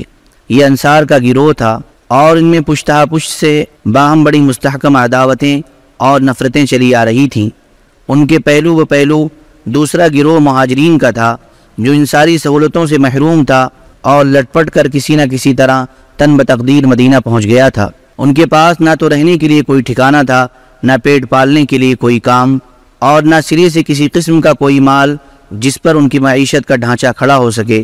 پھر ان پناہ گیر مہاجرین کی تعداد کوئی معمولی بھی نہ تھی، اور ان میں دن بدن اضافہ ہی ہو رہا تھا، کیونکہ اعلان کر دیا گیا تھا کہ جو کوئی اللہ اور اس کے رسول صلی اللہ علیہ وسلم پر ایمان رکھتا ہے وہ ہجرت کر کے مدینہ آ جائے۔ اور معلوم ہے کہ مدینے میں نہ کوئی بڑی دولت تھی، نہ آمدنی کے ذرائع و وسائل، چنانچہ مدینے کا اقتصادی توازن بگڑتا گیا، اور اسی تنگی ترشی میں اسلام دشمن طاقتوں نے بھی مدینے کا تقریباً اقتصادی بائیکاٹ کر دیا، جس سے درآمدات بند ہو گئیں اور حالات انتہائی سنگین ہو گئے۔ دوسری قوم یعنی مدینے کے اصل مشرک باشندوں کا حال یہ تھا کہ انہیں مسلمانوں پر کوئی بالادستی حاصل نہ تھی۔ کچھ مشرکین شک و شبہ میں مبتلا تھے اور اپنے آبائی دین کو چھوڑنے میں تردد محسوس کر رہے تھے، لیکن اسلام اور مسلمانوں کے خلاف اپنے دل میں کوئی عداوت اور داؤ گھات نہیں رکھ رہے تھے۔ اس طرح کے لوگ تھوڑے ہی عرصے بعد مسلمان ہو گئے اور خالص پکے اور سچے مسلمان ہوئے۔ اس کے برخلاف کچھ مشرکین ایسے تھے جو اپنے سینے میں رسول اللہ صلی اللہ علیہ وسلم اور مسلمانوں کے خلاف سخت کینہ و عداوت چھپائے ہوئے تھے، لیکن انہیں مد مقابل آنے کی جرأت نہ تھی، بلکہ حالات کے پیش نظر آپ صلی اللہ علیہ وسلم سے محبت و خلوص کے اظہار پر مجبور تھے۔ ان میں سر فہرست عبداللہ بن ابی بن سلول تھا۔ یہ وہ شخص ہے جس کو جنگ بعث کے بعد اپنا سربراہ بنانے پر اوس و خزرج نے اتفاق کر لیا تھا۔ حالانکہ اس سے قبل دونوں فریق کسی کی سربراہی پر متفق نہیں ہوئے تھے، لیکن اب اس کے لیے موگوں کا تاج تیار کیا جا رہا تھا تاکہ اس کے سر پر تاج شاہی رکھ کر اس کی باقاعدہ بادشاہت کا اعلان کر دیا جائے۔ یعنی یہ شخص مدینے کا بادشاہ ہونے ہی والا تھا کہ اچانک رسول اللہ صلی اللہ علیہ وسلم کی آمد ہو گئی اور لوگوں کا رخ اس کے بجائے آپ صلی اللہ علیہ وسلم کی طرف ہو گیا۔ اس لیے اسے احساس تھا کہ آپ ہی نے اس کی بادشاہت چھینی ہے، لہذا وہ اپنے نہا خانہ دل میں آپ صلی اللہ علیہ وسلم کے خلاف سخت عداوت چھپائے ہوئے تھا۔ اس کے باوجود جب اس نے جنگ بدر کے بعد دیکھا کہ حالات اس کے موافق نہیں ہیں اور وہ شرک پر قائم رہ کر اب دنیاوی فوائد سے بھی محروم ہوا چاہتا ہے، تو اس نے بظاہر قبول اسلام کا اعلان کر دیا، لیکن وہ اب بھی در پردہ کافر ہی تھا۔ اس لیے جب بھی اسے رسول اللہ صلی اللہ علیہ وسلم اور مسلمانوں کے خلاف کسی شرارت کا موقع ملتا وہ ہرگز نہ چوکتا۔ اس کے ساتھی عموماً وہ رؤسا تھے جو اس کی بادشاہت کے زیر سائے بڑے بڑے مناصب کے حصول کی توقع باندھے بیٹھے تھے، مگر اب انہیں اس سے محروم ہو جانا پڑا تھا۔ یہ لوگ اس شخص کے شریک کار تھے اور اس کے منصوبوں کی تکمیل میں اس کی مدد کرتے تھے، اور اس مقصد کے لیے بسا اوقات نوجوانوں اور سادہ لوح مسلمانوں کو بھی اپنی چابک دستی سے اپنا اعلی کار بنا لیتے تھے۔ جیم، تیسری قوم یہود تھی، جیسا کہ گزر چکا ہے۔ یہ لوگ اشوری اور رومی ظلم و جبر سے بھاگ کر حجاز میں پناہ گزین ہو گئے تھے۔ یہ در حقیقت عبرانی تھے، لیکن حجاز میں پناہ گزین ہونے کے بعد ان کی وضاقتہ، زبان اور تہذیب وغیرہ بالکل عربی رنگ میں رنگ گئی تھی، یہاں تک کہ ان کے قبیلوں اور افراد کے نام بھی عربی ہو گئے تھے، اور ان کے اور عربوں کی آپس میں شادی بیاہ کے رشتے بھی قائم ہو گئے تھے۔ لیکن ان سب کے باوجود ان کی نسلی عصبیت برقرار تھی، اور وہ عربوں میں مدغم نہ ہوئے تھے، بلکہ اپنی اسرائیلی یہودی قومیت پر فخر کرتے تھے اور عربوں کو انتہائی حقیر سمجھتے تھے، حتیٰ کہ انہیں امی کہتے تھے، جس کا مطلب ان کے نزدیک یہ تھا بدھو، وحشی، رذیل، پسماندہ اور اچھوت۔ ان کا عقیدہ تھا کہ عربوں کا مال ان کے لیے مباح ہے، جیسے چاہیں کھائیں، چنانچہ اللہ تعالیٰ کا ارشاد ہے، قَالُوا لَيْسَ عَلَيْنَا فِي الْأُمِّيِّينَ سَبِيلٌ۔ انہوں نے کہا ہم پر امیوں کے معاملے میں کوئی راہ نہیں، یعنی امیوں کا مال کھانے میں ہماری کوئی پکڑ نہیں۔ ان یہود میں اپنے دین کی اشاعت کے لیے کوئی سرگرمی نہیں پائی جاتی تھی، لے دے کر ان کے پاس دین کی جو پونجی رہ گئی تھی وہ تھی فال گیری، جادو اور جھاڑ پھونک وغیرہ۔ انہی چیزوں کی بدولت وہ اپنے آپ کو صاحب علم و فضل اور روحانی قائد و پیشوا سمجھتے تھے۔ یہودیوں کو دولت کمانے کے فنون میں بڑی مہارت تھی، غلے، کھجور، شراب اور کپڑے کی تجارت انہی کے ہاتھ میں تھی۔ یہ لوگ غلے، کپڑے اور شراب درآمد کرتے تھے اور کھجور برآمد کرتے تھے۔ اس کے علاوہ بھی ان کے مختلف کام تھے جن میں وہ سرگرم رہا کرتے تھے۔ وہ اپنے اموال تجارت میں عربوں سے 2 گنا 3 گنا منافع لیتے تھے اور اسی پر بس نہ کرتے تھے، بلکہ وہ سود خور بھی تھے۔ اس لیے وہ عرب شیوخ اور سرداروں کو سودی قرضے کے طور پر بڑی بڑی رقمیں دے دیتے تھے، جنہیں یہ سردار حصول شہرت کے لیے اپنی مدح سرائی کرنے والے شعراء وغیرہ پر بالکل فضول اور بے دریغ خرچ کر دیتے تھے۔ ادھر یہود ان رقموں کی عوض ان سرداروں سے ان کی زمینیں، کھیتیاں اور باغات وغیرہ گرو رکھوا لیتے تھے، اور چند سال گزرتے گزرتے ان کے مالک بن بیٹھتے تھے۔ یہ لوگ دسیسہ کاریوں، سازشوں اور جنگ و فساد کی آگ بھڑکانے میں بھی بڑے ماہر تھے۔ ایسی باریکی سے ہمسائے قبائل میں دشمنی کے بیج بوتے اور ایک کو دوسرے کے خلاف بھڑکاتے کہ ان قبائل کو احساس تک نہ ہوتا۔ اس کے بعد ان قبائل میں پہم جنگ برپا ہوتی، اور اگر خدا نخواستہ جنگ کی آگ سرد پڑتی دکھائی دیتی تو یہود کی خفیہ انگلیاں پھر حرکت میں آ جاتی اور جنگ پھر بھڑک اٹھتی۔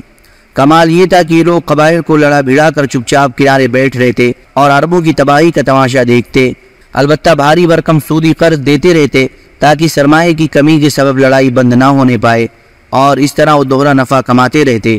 ایک طرف اپنی یہودی جمعیت کو محفوظ رکھتے اور دوسری طرف سود کا بازار ٹھنڈا نہ پڑنے دیتے، بلکہ سود در سود کے ذریعے بڑی بڑی دولت کماتے۔ یثرب میں ان یہود کے 3 مشہور قبیلے تھے۔ نمبر 1 بنو قینقاع، یہ خزرج کے حلیف تھے اور ان کی آبادی مدینے کے اندر ہی تھی۔ نمبر 2 بنو نذیر، نمبر 3 بنو قریظہ، یہ دونوں قبیلے اوس کے حلیف تھے اور ان دونوں کی آبادی مدینے کے اطراف میں تھی۔ ایک مدت سے یہی قبائل اوس و خزرج کے درمیان جنگ کے شعلے بھڑکا رہے تھے اور جنگ بعات میں اپنے اپنے حلیفوں کے ساتھ خود بھی شریک ہوئے تھے۔ فطری بات ہے کہ ان یہود سے اس کے سوا اور کوئی توقع نہیں کی جا سکتی تھی کہ یہ اسلام کو بغض و عداوت کی نظر سے دیکھیں، کیونکہ پیغمبر ان کی نسل سے نہ تھے، کہ ان کی نسلی عصبیت کو، جو ان کی نفسانیات اور ذہنیت کا جزء لا انفک بنی ہوئی تھی، سکون ملتا۔ پھر اسلام کی دعوت ایک صالح دعوت تھی جو ٹوٹے دلوں کو جوڑتی تھی، بغض و عداوت کی آگ بجھاتی تھی، تمام معاملات میں امانت داری برتنے اور پاکیزہ اور حلال مال کھانے کی پابند بناتی تھی۔ اس کا مطلب یہ تھا کہ اب یثرب کے قبائل آپس میں جڑ جائیں گے، اور ایسی صورت میں لازماً وہ یہود کے پنجوں سے آزاد ہو جائیں گے، لہذا ان کی تاجرانہ سرگرمی مات پڑ جائے گی اور وہ اس سودی دولت سے محروم ہو جائیں گے جس پر ان کی مالداری کی چکی گردش کر رہی تھی۔ بلکہ یہ بھی اندیشہ تھا کہ کہیں یہ قبائل بیدار ہو کر اپنے حساب میں وہ سودی اموال بھی داخل نہ کر لیں جنہیں یہود نے ان سے بلا عوض حاصل کیا تھا، اور اس طرح وہ ان زمینوں اور باغات کو واپس نہ لے لیں جنہیں سود کے ضمن میں یہودیوں نے ہتھیا لیا تھا۔ جب سے یہود کو معلوم ہوا تھا کہ اسلامی دعوت یثرب میں اپنی جگہ بنانا چاہتی ہے، تبھی سے انہوں نے ان ساری باتوں کو اپنے حساب میں داخل کر رکھا تھا۔ اسی لیے یثرب میں رسول اللہ صلی اللہ علیہ وسلم کی آمد کے وقت سے ہی یہود کو اسلام اور مسلمانوں سے سخت عداوت ہو گئی تھی، اگرچہ اس کے مظاہرے خاصی مدت بعد کر سکے۔ اس کیفیت کا بہت صاف پتہ ابن اسحاق کے بیان کیے ہوئے ایک واقعے سے لگتا ہے۔ ان کا ارشاد ہے کہ مجھے ام المؤمنین حضرت صفیہ بنت حیی بن اخطب رضی اللہ عنہ سے روایت ملی ہے۔ انہوں نے فرمایا کہ میں اپنے والد اور چچا ابو یاسر کی نگاہ میں اپنے والد کی سب سے چہیتی اولاد تھی۔ میں چچا اور والد سے جب کبھی ان کی کسی بھی اولاد کے ساتھ ملتی تو اس کے بجائے مجھے ہی اٹھاتے۔ جب رسول اللہ صلی اللہ علیہ وسلم تشریف لائے اور قباء میں بنو عمرو بن عوف کے یہاں نزول فرما ہوئے تو میرے والد حیی بن اخطب اور میرے چچا ابو یاسر آپ صلی اللہ علیہ وسلم کی خدمت میں صبح تڑکے حاضر ہوئے اور غروب آفتاب کے وقت واپس آئے، بالکل تھکے مادے، گرتے پڑتے، لڑکھڑاتی چال چلتے ہوئے۔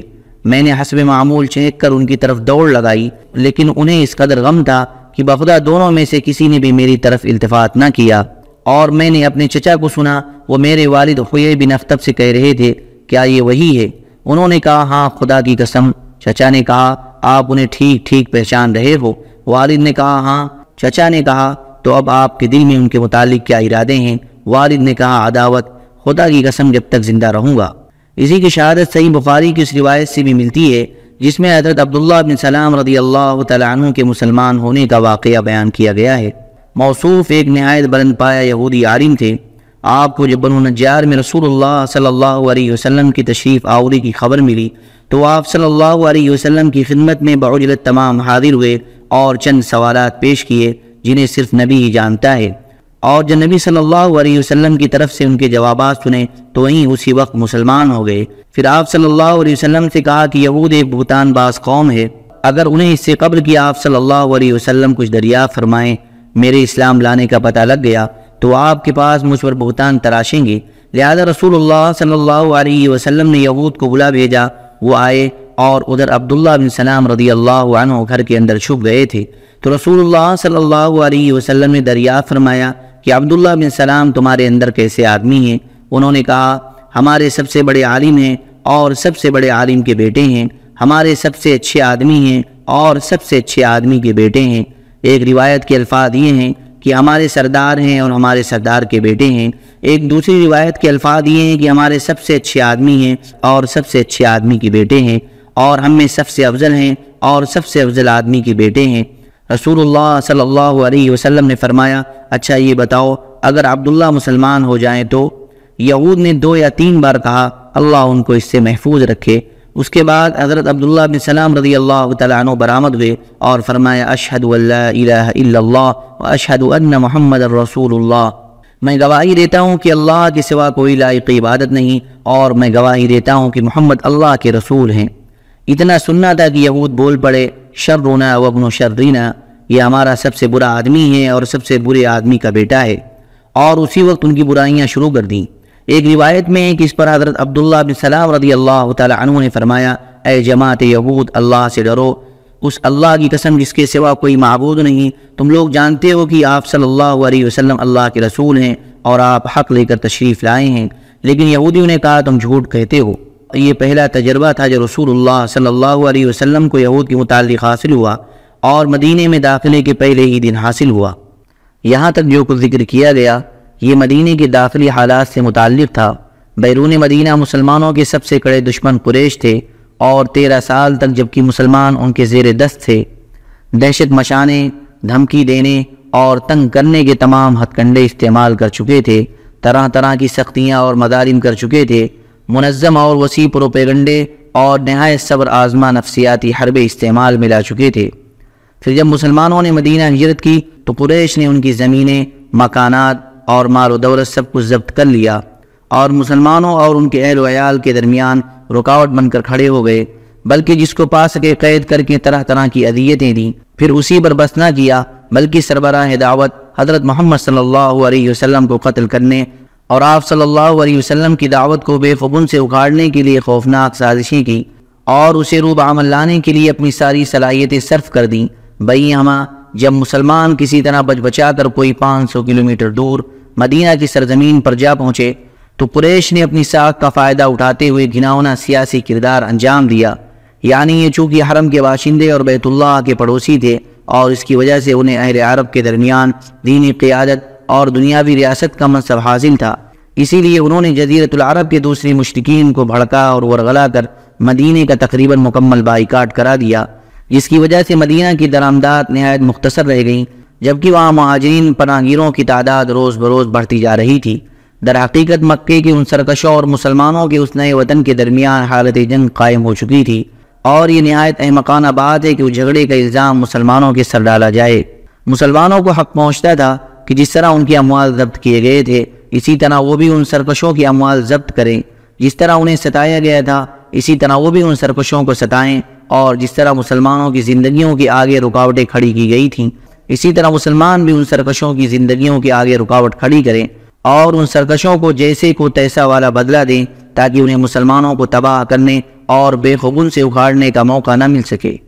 یہ تھے وہ قضایا اور مسائل جن سے رسول اللہ صلی اللہ علیہ وسلم کو مدینہ تشریف لانے کے بعد بحیثیت رسول و ہادی اور امام مقائد واسطہ درپیش تھا۔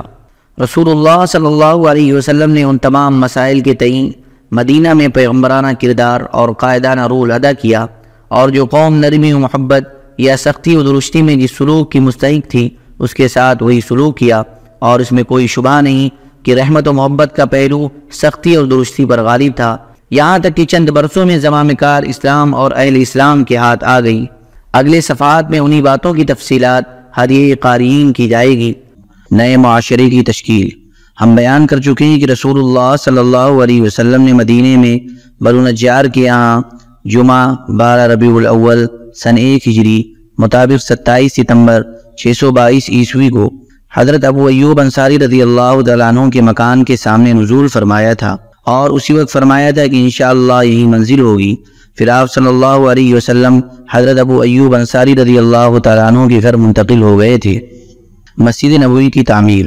اس کے بعد نبی صلی اللہ علیہ وسلم کا پہلا قدم یہ تھا کہ آپ نے مسجد نبوی کی تعمیر شروع کی، اور اس کے لیے وہی جگہ منتخب کی جہاں آپ صلی اللہ علیہ وسلم کی اونٹنی بیٹھی تھی۔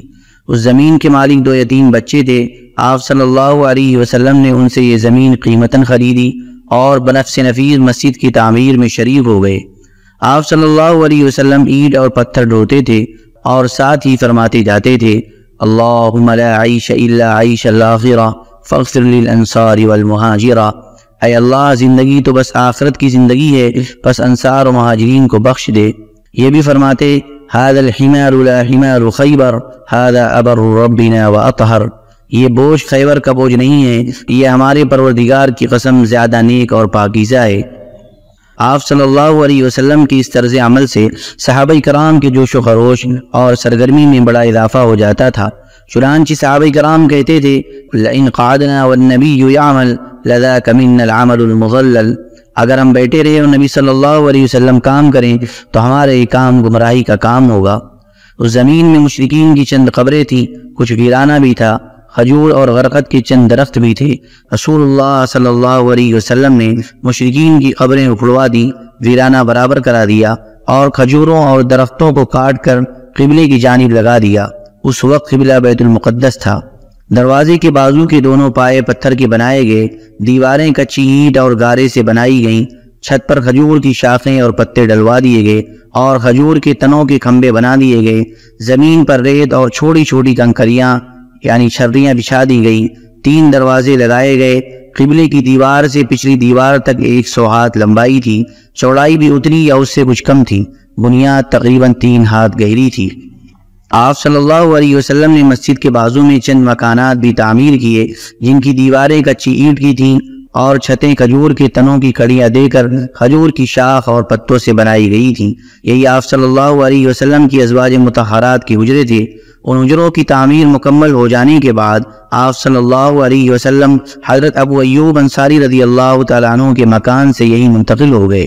مسجد محض ادائے نماز کے لیے ہی نہ تھی بلکہ یہ ایک یونیورسٹی تھی جس میں مسلمان اسلامی تعلیمات اور ہدایات کا درس حاصل کرتے تھے، اور ایک محفل تھی جس میں مدتوں جاہلی کشاکش و نفرت اور باہمی لڑائی سے دوچار رہنے والے قبائل کے افراد اب میل محبت سے مل جل رہے تھے۔ نیز یہ ایک مرکز تھا جہاں سے اس ننھی سی ریاست کا سارا نظام چلایا جاتا تھا اور مختلف قسم کی مہمیں بھیجی جاتی تھی۔ علاوہ ازیں اس کی حیثیت ایک پارلیمنٹ کی بھی تھی جس میں مجلس شورا اور مجلس انتظامیہ کے اجلاس منعقد ہوا کرتے تھے۔ ان سب کے ساتھ ساتھ یہ مسجد ہی ان فقراء مہاجرین کی خاصی بڑی تعداد کا مسکن تھی جن کا وہاں پر نہ کوئی مکان تھا، نہ مال اور نہ اہل و عیال۔ پھر اوائل ہجرت میں ہی اذان بھی شروع ہو گئی۔ یہ ایک لاہوتی نغمہ تھا جو روزانہ 5 بار افق میں گونجتا تھا اور جس سے پورا عالم وجود لرز اٹھتا تھا۔ اس سلسلے میں حضرت عبداللہ بن زید بن عبد ربی رضی اللہ تعالیٰ عنہ کے خواب کا واقعہ معروف ہے۔ تفصیل جامع ترمذی، سنن ابی داؤد، مسند احمد اور صحیح ابن خزیمہ میں ملاحظہ کی جا سکتی ہے۔ مسلمانوں میں بھائی چارگی۔ جس طرح رسول اللہ صلی اللہ علیہ وسلم نے مسجد نبوی کی تعمیر کا اہتمام فرما کر باہمی اجتماع اور میل و محبت کے ایک مرکز کو وجود بخشا، اسی طرح آپ صلی اللہ علیہ وسلم نے تاریخ انسانی کا ایک اور نہایت تابناک کارنامہ انجام دیا جسے مہاجرین و انصار کے درمیان مواخات اور بھائی چارے کے عمل کا نام دیا جاتا ہے۔ ابن قیم لکھتے ہیں، پھر رسول اللہ صلی اللہ علیہ وسلم نے حضرت انس بن مالک رضی اللہ تعالیٰ عنہ کے مکان میں مہاجرین و انصار کے درمیان بھائی چارہ کرایا۔ کل 90 آدمی تھے، آدھے مہاجرین اور آدھے انصار۔ بھائی چارے کی بنیاد یہ تھی کہ ایک دوسرے کے غمخوار ہوں گے اور موت کے بعد نسبی قرابت داروں کے بجائے یہی ایک دوسرے کے وارث ہوں گے۔ وراثت کا یہ حکم جنگ بدر تک قائم رہا۔ پھر یہ آیت نازل ہوئی کہ وَأُولُو الْأَرْحَامِ بَعْضُهُمْ أَوْلَىٰ بِبَعْضٍ، نسبی قرابت دار ایک دوسرے کے زیادہ حقدار ہیں یعنی وراثت میں۔ تو انصار و مہاجرین میں باہمی تبارز کا حکم ختم کر دیا گیا، لیکن بھائی چارے کا عہد باقی رہا۔ کہا جاتا ہے کہ آپ صلی اللہ علیہ وسلم نے ایک اور بھائی چارہ کرایا تھا جو خود باہم مہاجرین کے درمیان تھا، لیکن پہلی بات ہی ثابت ہے۔ یوں بھی مہاجرین اپنی باہمی اسلامی اخوت، وطنی اخوت اور رشتہ و قرابت داری کی اخوت کی بنا پر آپس میں اب مزید کسی بھائی چارے کے محتاج نہ تھے، جبکہ مہاجرین اور انصار کا معاملہ اس سے مختلف تھا۔ اس بھائی چارے کا مقصود، جیسا کہ محمد غزالی نے لکھا ہے، یہ تھا کہ جاہلی عصبیت تحریر ہو جائیں، حمیت و غیرت جو کچھ ہو اسلام کے لیے ہو، نسل، رنگ اور وطن کے امتیازات مٹ جائیں، بلندی و پستی کا معیار انسانیت و تقوی کے علاوہ کچھ اور نہ ہو۔ رسول اللہ صلی اللہ علیہ وسلم نے اس بھائی چارے کو محض کھوکھلے الفاظ کا جامہ نہیں پہنایا تھا، بلکہ اسے ایک ایسا نافذ العمل عہد و پیمان قرار دیا تھا جو خون اور مال سے مربوط تھا۔ یہ خالی خوری سلامی اور مبارکباد نہ تھی کہ زبان پر روانی کے ساتھ جاری رہے مگر نتیجہ کچھ نہ ہو، بلکہ اس بھائی چارے کے ساتھ ایثار و غمگساری اور معانست کے جذبات بھی مخلوط تھے، اور اسی لیے اس نے اس نئے معاشرے کو بڑے نادر اور تابناک کارناموں سے پر کر دیا تھا۔ چنانچہ صحیح بخاری میں مروی ہے کہ مہاجرین جب مدینہ تشریف لائے تو رسول اللہ صلی اللہ علیہ وسلم نے حضرت عبد الرحمن بن عوف رضی اللہ عنہ اور سعد بن ربیع رضی اللہ تعالیٰ عنہ کے درمیان بھائی چارہ کرا دیا۔ اس کے بعد حضرت سعد نے حضرت عبد الرحمن سے کہا، انصار میں سب سے زیادہ مالدار ہوں، آپ میرا مال 2 حصوں میں بانٹ کر آدھا لے لیں، اور میری 2 بیویاں ہیں، آپ دیکھ لیں جو زیادہ پسند ہو مجھے بتا دیں، میں اسے طلاق دے دوں، اور عدت گزرنے کے بعد آپ اس سے شادی کر لیں۔ حضرت عبد الرحمن رضی اللہ عنہ نے کہا، اللہ آپ کے اہل اور مال میں برکت دے، آپ لوگوں کا بازار کہاں ہے؟ لوگوں نے انہیں بنو قینقاع کا بازار بتلا دیا۔ وہ واپس آئے تو ان کے پاس کچھ فاضل پنیر اور گھی تھا۔ اس کے بعد وہ روزانہ جاتے رہے۔ پھر ایک دن آئے تو ان پر زندی کا اثر تھا۔ نبی صلی اللہ علیہ وسلم نے دریافت فرمایا، یہ کیا ہے؟ انہوں نے کہا، میں نے شادی کی ہے۔ آپ صلی اللہ علیہ وسلم نے فرمایا، عورت کو مہر کتنا دیا ہے؟ بولے، 1 نوات یعنی گٹھلی کے ہم وزن، یعنی کوئی 1.25 تولہ سونا۔ اسی طرح حضرت ابو ہریرہ رضی اللہ تعالیٰ عنہ سے روایت آئی ہے کہ انصار نے نبی صلی اللہ علیہ وسلم سے عرض کیا، آپ ہمارے درمیان اور ہمارے بھائیوں کے درمیان ہمارے کھجور کے باغات تقسیم فرما دیں۔ آپ صلی اللہ علیہ وسلم نے فرمایا، نہیں۔ انصار نے کہا، تب آپ لوگ یعنی مہاجرین ہمارا کام کر دیا کریں اور ہم پھل میں آپ لوگوں کو شریک رکھیں گے۔ انہوں نے کہا، ٹھیک ہے، ہم نے بات سنی اور مانی۔ اس سے اندازہ کیا جا سکتا ہے کہ انصار نے کس طرح بڑھ چڑھ کر اپنے مہاجر بھائیوں کا اعزاز و اکرام کیا تھا اور کس قدر محبت، خلوص، ایثار اور قربانی سے کام لیا تھا، اور مہاجرین ان کی اس کرم و نوازش کی کتنی قدر کرتے تھے۔ چنانچہ انہوں نے اس کا کوئی غلط فائدہ نہیں اٹھایا، بلکہ ان سے صرف اتنا ہی حاصل کیا جس سے وہ اپنی ٹوٹی ہوئی معیشت کی کمر سیدھی کر سکتے تھے۔ اور حق یہ ہے کہ یہ بھائی چارہ ایک نادر حکمت، حکیمانہ سیاست اور مسلمانوں کو درپیش بہت سارے مسائل کا ایک بہترین حل تھا۔ اسلامی تعاون کا پیمان۔ مذکورہ بھائی چارے کی طرح رسول اللہ صلی اللہ علیہ وسلم نے ایک اور عہد و پیمان کرایا، جس کے ذریعے ساری جاہلی کشاکش اور قبائلی کشمکش کی بنیاد ڈھا دی اور دور جاہلیت کے رسم و رواج کے لیے کوئی گنجائش نہ چھوڑی۔ ذیل میں اس پیمان کو اس کی دفعات سمیت مختصراً پیش کیا جا رہا ہے۔ یہ تحریر محمد نبی صلی اللہ علیہ وسلم کی جانب سے قریشی، یثربی اور ان کے تابع ہو کر ان کے ساتھ لاحق ہونے اور جہاد کرنے والے مومنین اور مسلمانوں کے درمیان۔ نمبر 1، یہ سب اپنے ماسوا انسانوں سے الگ ایک امت ہیں۔ نمبر 2، مہاجرین قریش اپنی سابقہ حالت کے مطابق باہم دیت کی ادائیگی کریں گے اور مومنین کے درمیان معروف اور انصاف کے ساتھ اپنی قیدی کا فدیہ دیں گے، اور انصار کے تمام قبیلے اپنی سابقہ حالت کے مطابق باہم دیت کی ادائیگی کریں گے، اور ان کا ہر گروہ معروف طریقے پر اور اہل ایمان کے درمیان انصاف کے ساتھ اپنی قیدی کا فدیہ ادا کرے گا۔ نمبر 3، اور اہل ایمان اپنے درمیان کسی بے کس کو فدیہ یا دیت کے معاملے میں معروف طریقے کے مطابق عطا و نوازش سے محروم نہ رکھیں گے۔ نمبر 4، اور سارے راست باز مومنین اس شخص کے خلاف ہوں گے جو ان پر زیادتی کرے گا یا اہل ایمان کے درمیان ظلم اور گناہ اور زیادتی اور فساد کی راہ کا جویا ہوگا۔ نمبر 5، اور یہ کہ ان سب کے ہاتھ اس شخص کے خلاف ہوں گے خواہ ان میں سے کسی کا لڑکا ہی کیوں نہ ہو۔ نمبر 6، کوئی مومن کسی مومن کو کافر کے بدلے قتل کرے گا اور نہ ہی کسی مومن کے خلاف کسی کافر کی مدد کرے گا۔ نمبر 7، اور اللہ کا ذمہ یعنی عہد ایک ہوگا، ایک معمولی آدمی کا دیا ہوا ذمہ بھی سارے مسلمان پر لاگو ہوگا۔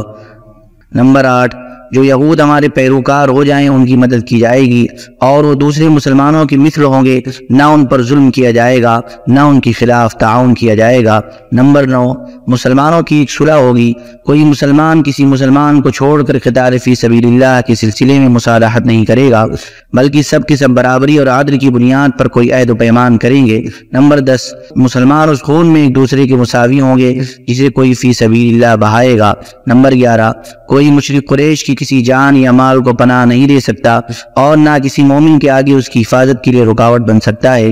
نمبر 12، جو شخص کسی مومن کو قتل کرے گا اور ثبوت موجود ہوگا اس سے قصاص لیا جائے گا سوائے اس صورت کے کہ مقتول کا ولی راضی ہو جائے۔ نمبر 13، اور یہ کہ سارے مومنین اس کے خلاف ہوں گے، ان کے لیے اس کے سوا کچھ حلال نہ ہوگا کہ اس کے خلاف اٹھ کھڑے ہوں۔ نمبر 14، کسی مومن کے لیے حلال نہ ہوگا کہ کسی ہنگامہ برپا کرنے والے یا بدعتی کی مدد کرے اور اسے پناہ دے، اور جو اس کی مدد کرے گا یا اسے پناہ دے گا اس پر قیامت کے دن اللہ کی لعنت اور اس کا غضب ہوگا اور اس کا فرض و نفل کچھ بھی قبول نہ کیا جائے گا۔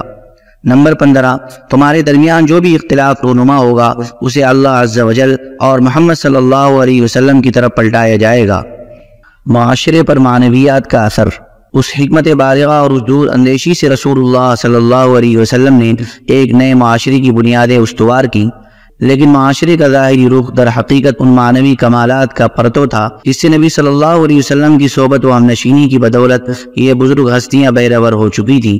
نبی صلی اللہ علیہ وسلم کی تعلیم و تربیت، تزکیہ نفس اور مکارم اخلاق کی ترغیب میں مسلسل کوشاں رہتے تھے اور انہیں محبت و بھائی چارگی، مجد و شرف اور عبادت و اطاعت کے آداب برابر سکھاتے اور بتاتے رہتے تھے۔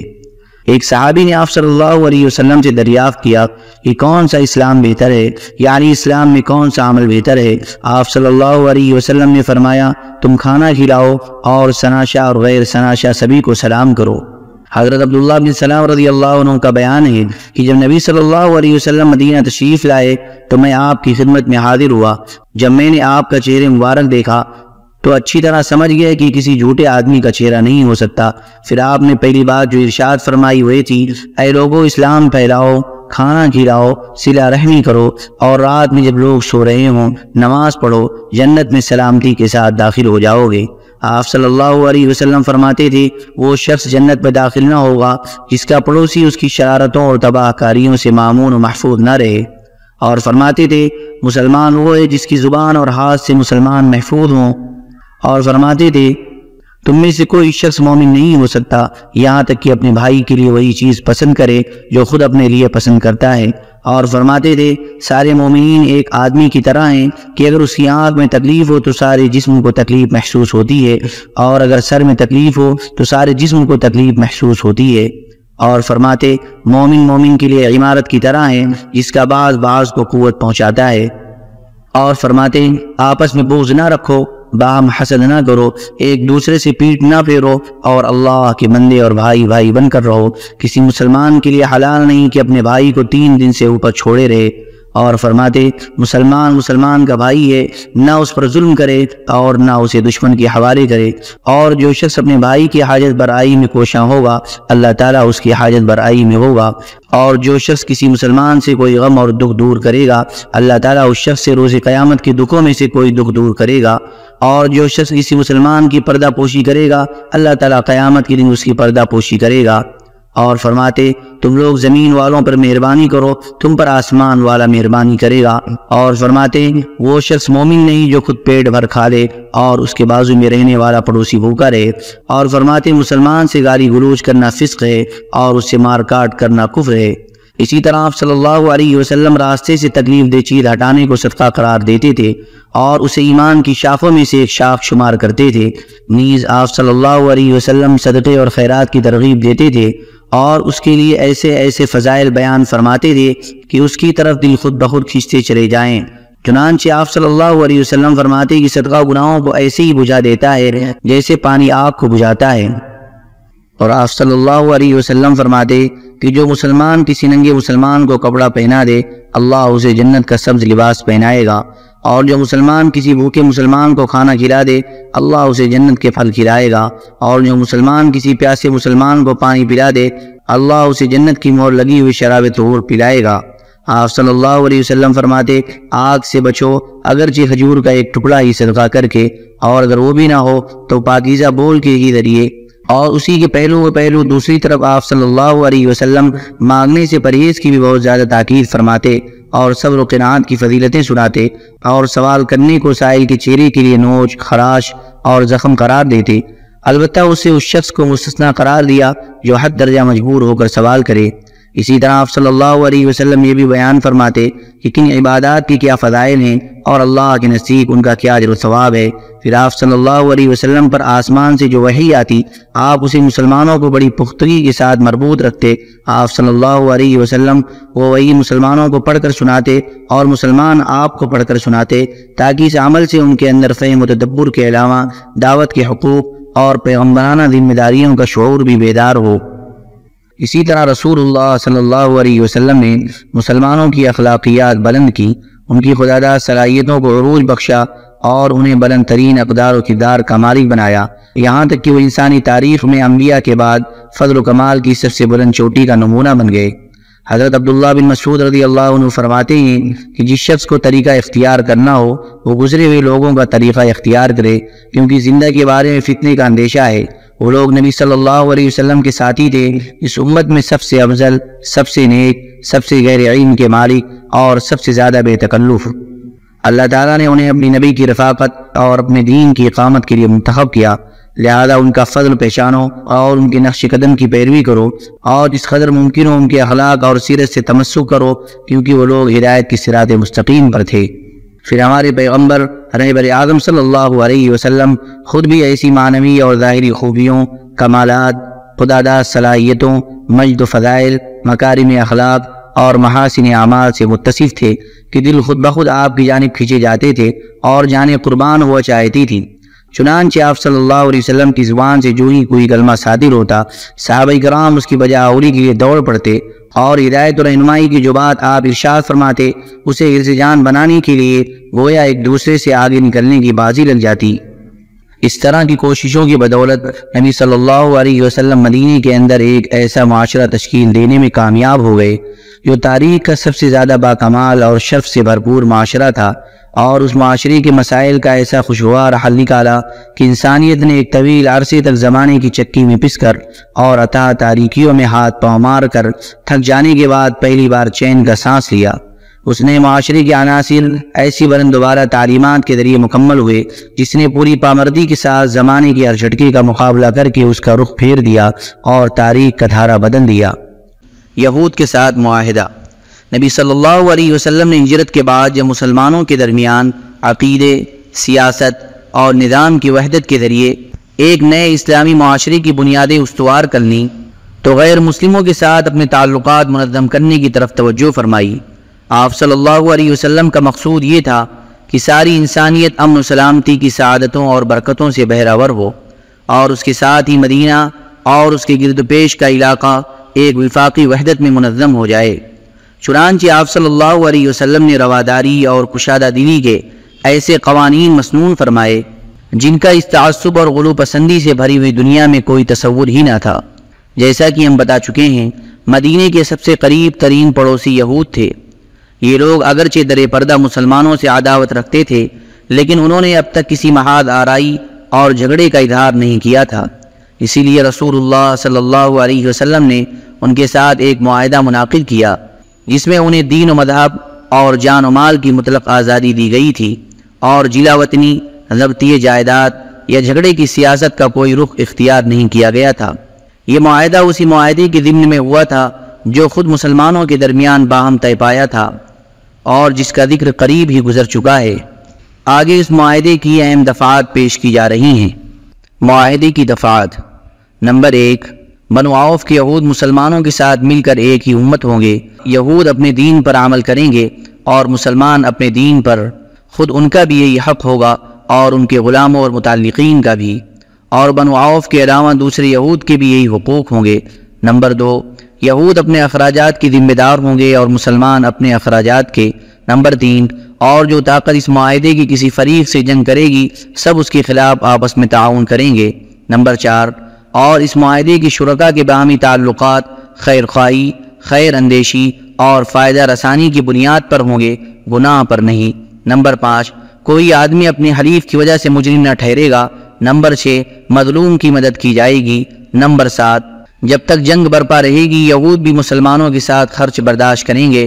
نمبر 8، اس معاہدے کے سارے شرکاء پر مدینہ میں ہنگامہ آرائی اور کشت و خون حرام ہوگا۔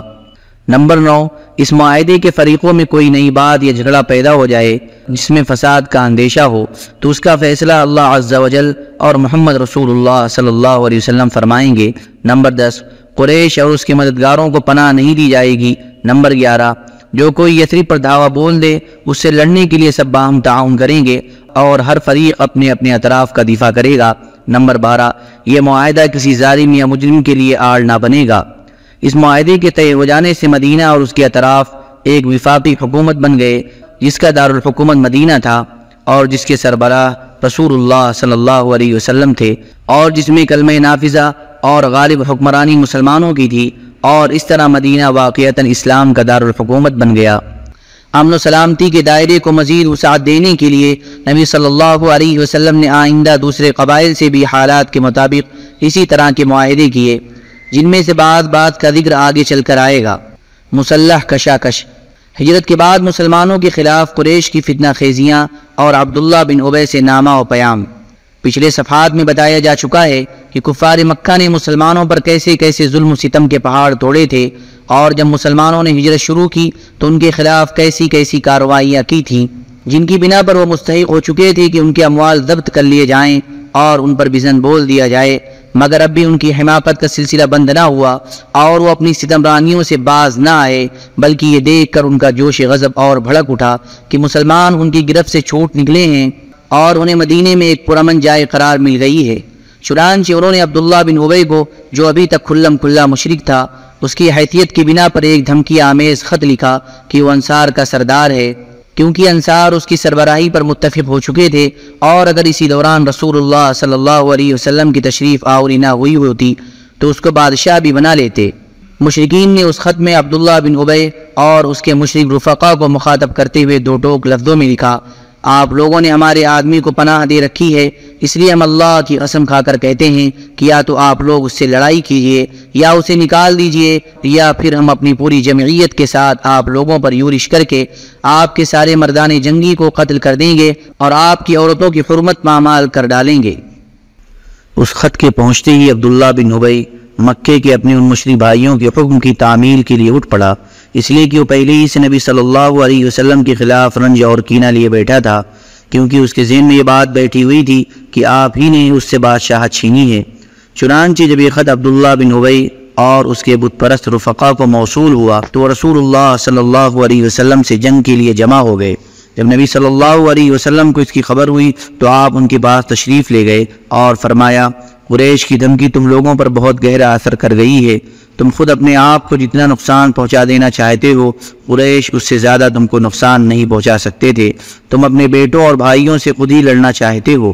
نبی صلی اللہ علیہ وسلم کی یہ بات سن کر لوگ بکھر گئے۔ اس وقت تو عبداللہ بن ابی جنگ کے ارادے سے باز آ گیا، کیونکہ اس کے ساتھی ڈھیلے پڑ گئے تھے۔ یہ بات ان کی سمجھ میں آ گئی تھی، لیکن حقیقت میں قریش کے ساتھ اس کے روابط در پردہ قائم رہے، کیونکہ مسلمان اور مشرکین کے درمیان شر و فساد کا کوئی موقع وہ ہاتھ سے جانے نہ دینا چاہتا تھا۔ پھر اس نے اپنے ساتھ یہود کو بھی ساتھ رکھا تھا تاکہ اس معاملے میں ان سے بھی مدد حاصل کرے، لیکن وہ تو نبی صلی اللہ علیہ وسلم کی حکمت تھی جو رہ رہ کر شر و فساد کی بھڑکنے والی آگ کو بجھا دیا کرتی تھی۔ مسلمانوں پر مسجد حرام کا دروازہ بند کیے جانے کا اعلان۔ اس کے بعد حضرت سعد بن معاذ رضی اللہ تعالیٰ عنہ عمرہ کے لیے مکہ گئے اور امیہ بن خلف کے مہمان ہوئے۔ انہوں نے امیہ سے کہا، میرے لیے کوئی خلوت کا وقت دیکھو، ذرا میں بیت اللہ کا طواف کر لوں۔ امیہ دوپہر کے وقت انہیں لے کر نکلا تو ابو جہل سے ملاقات ہو گئی۔ اس نے امیہ کو مخاطب کر کے کہا، ابو صفوان تمہارے ساتھ یہ کون ہے؟ امیہ نے کہا، یہ سعد ہیں۔ ابو جہل نے سعد کو مخاطب کر کے کہا، اچھا میں دیکھ رہا ہوں کہ تم بڑے امن و اطمینان سے طواف کر رہے ہو، حالانکہ تم لوگوں نے بے دینوں کو پناہ دے رکھی ہے اور یہ ظام رکھتے ہو کہ ان کی نصرت و اعانت بھی کرو گے۔ سنو خدا کی قسم، اگر تم ابو صفوان کے ساتھ نہ ہوتے تو اپنے گھر سلامت پلٹ کر نہ جا سکتے تھے۔ اس پر حضرت سعد رضی اللہ تعالیٰ عنہ نے بآواز بلند کہا، سن خدا کی قسم، اگر تو نے مجھ کو اس سے روکا تو میں تجھے ایسی چیز سے روک دوں گا جو تجھ پر اس سے بھی زیادہ گرا ہوگی، یعنی اہل مدینہ کے پاس سے گزرنے والا تیرا تجارتی راستہ۔ مہاجرین کو قریش کی دھمکی۔ پھر قریش نے مسلمانوں کو کہلا بھیجا کہ تم مغرور نہ ہونا کہ مکے سے صاف بچ کر نکل آئے، ہم یثرب بھی پہنچ کر تمہارا ستیہ ناش کر دیتے ہیں۔ اور یہ محض دھمکی نہ تھی، بلکہ رسول اللہ صلی اللہ علیہ وسلم کو اتنے موقت طریقے پر قریش کی چالوں اور برے ارادوں کا علم ہو گیا تھا کہ آپ یا تو جاگ کر رات گزارتے تھے یا صحابہ کرام کے پہرے میں سوتے تھے۔ چنانچہ صحیح بخاری مسلم میں حضرت عائشہ رضی اللہ عنہا سے مروی ہے کہ مدینہ آنے کے بعد ایک رات رسول اللہ صلی اللہ علیہ وسلم جاگ رہے تھے کہ فرمایا، کاش آج رات میرے صحابہ میں سے کوئی صالح آدمی میرے یہاں پہرا دیتا۔ ابھی ہم اسی حالت میں تھے کہ ہمیں ہتھیار کی جھنکار سنائی پڑی۔ آپ نے فرمایا، کون ہے؟ جواب آیا، سعد بن ابی وقاص۔ فرمایا، کیسے آنا ہوا؟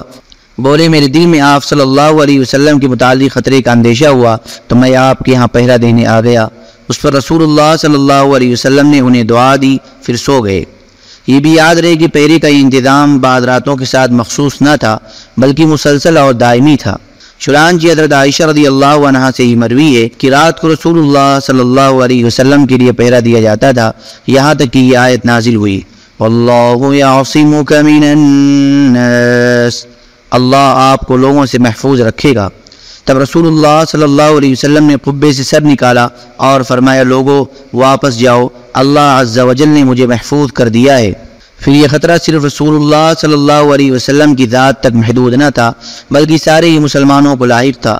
چنانچہ حضرت ابی بن کعب رضی اللہ عنہ سے مروی ہے کہ جب رسول اللہ صلی اللہ علیہ وسلم اور آپ کے رفقا مدینہ تشریف لائے اور انصار نے انہیں اپنے یہاں پناہ دی تو سارا عرب ان کے خلاف متحد ہو گیا۔ چنانچہ یہ لوگ نہ ہتھیار کے بغیر رات گزارتے تھے اور نہ ہتھیار کے بغیر صبح کرتے تھے۔ جنگ کی اجازت۔ ان پرخطر حالات میں جو مدینہ میں مسلمانوں کے وجود کے لیے چیلنج بنے ہوئے تھے اور جن سے آیا تھا کہ قریش کسی طرح ہوش کے ناخون لینے اور اپنے تمرد سے باز آنے کے لیے تیار نہیں، اللہ تعالیٰ نے مسلمانوں کو جنگ کی اجازت فرما دی لیکن اسے فرض قرار نہیں دیا۔ اس موقع پر اللہ تعالیٰ کا جو ارشاد نازل ہوا وہ یہ تھا، اذن للذین یقاتلون بانہم ظلموا وان اللہ علی نصرہم لقدیر۔ جن لوگوں سے جنگ کی جا رہی ہے انہیں بھی جنگ کی اجازت دی گئی کیونکہ وہ مظلوم ہیں اور یقیناً اللہ ان کی مدد پر قادر ہے۔ پھر اس آیت کے ضمن میں مزید چند آیتیں نازل ہوئیں جن میں بتایا گیا کہ یہ اجازت میں جنگ برائے جنگ کے طور پر نہیں ہے، بلکہ اس سے مقصود باطل کے خاتمے اور اللہ کی شاعر کا قیام ہے۔ چنانچہ آگے چل کر ارشاد ہوا، الذین ان مکناہم فی الارض اقاموا الصلاة وآتوا الزکاة وامروا بالمعروف ونہوا عن المنکر۔ جنہیں ہم اگر زمین میں اقتدار سونپ دیں تو وہ نماز قائم کریں گے، زکوٰۃ ادا کریں گے، بھلائی کا حکم دیں گے اور برائی سے روکیں گے۔ صحیح بات جسے قبول کرنے کے سوا چارہ کار نہیں یہی ہے کہ یہ اجازت ہجرت کے بعد مدینے میں نازل ہوئی تھی، مکے میں نازل نہیں ہوئی تھی۔ البتہ وقت نزول کا قطعی تعین مشکل ہے۔ جنگ کی اجازت تو نازل ہو گئی لیکن جن حالات میں نازل ہوئی وہ چونکہ محض قریش کی قوت اور تمرد کا نتیجہ تھا، اس لیے حکمت کا تقاضا یہ تھا کہ مسلمان اپنے تسلط کا دائرہ قریش کے اس تجارتی شاہراہ تک پھیلا دیں جو مکے سے شام تک آتی جاتی ہے۔ اسی لیے رسول اللہ صلی اللہ علیہ وسلم نے تسلط کے اس پھیلاؤ کے لیے دو منصوبے اختیار کیے۔ نمبر 1، جو قبائل اس شاہراہ کے ارد گرد یا اس شاہراہ سے مدینہ تک کے درمیانی علاقے میں آباد تھے ان کے ساتھ حلف، یعنی دوستی و تعاون اور جنگ نہ کرنے کا معاہدہ۔ نمبر 2، دوسرا منصوبہ اس شاہراہ پر گشتی دستے بھیجنا۔ پہلے منصوبے کی ضمن میں یہ واقعہ قابل ذکر ہے کہ پچھلے صفحات میں یہود کے ساتھ کیے گئے جن معاہدے کی تفصیل گزر چکی ہے، آپ صلی اللہ علیہ وسلم نے عسکری مہم شروع کرنے سے پہلے اسی طرح کی دوستی اور تعاون اور عدم جنگ کا ایک معاہدہ قبیلہ جوہینہ کے ساتھ بھی کیا۔ ان کی آبادی مدینے سے تقریباً 3 مرحلے پر 45 یا 50 میل کے فاصلے پر واقع تھی۔ اس کے علاوہ طلائع گردی کے دوران بھی آپ صلی اللہ علیہ وسلم نے متعدد معاہدے کیے جن کا ذکر آئندہ آئے گا۔ دوسرا منصوبہ سرایہ اور غزوات سے تعلق رکھتا ہے جس کی تفصیلات اپنی اپنی جگہ آتی رہیں گی۔ اللہم صلی علی سیدنا وعلی آل سیدنا محمد وبارک وسلم۔ سبحان ربک رب العزة عما یصفون وسلام علی المرسلین والحمد للہ رب العالمین۔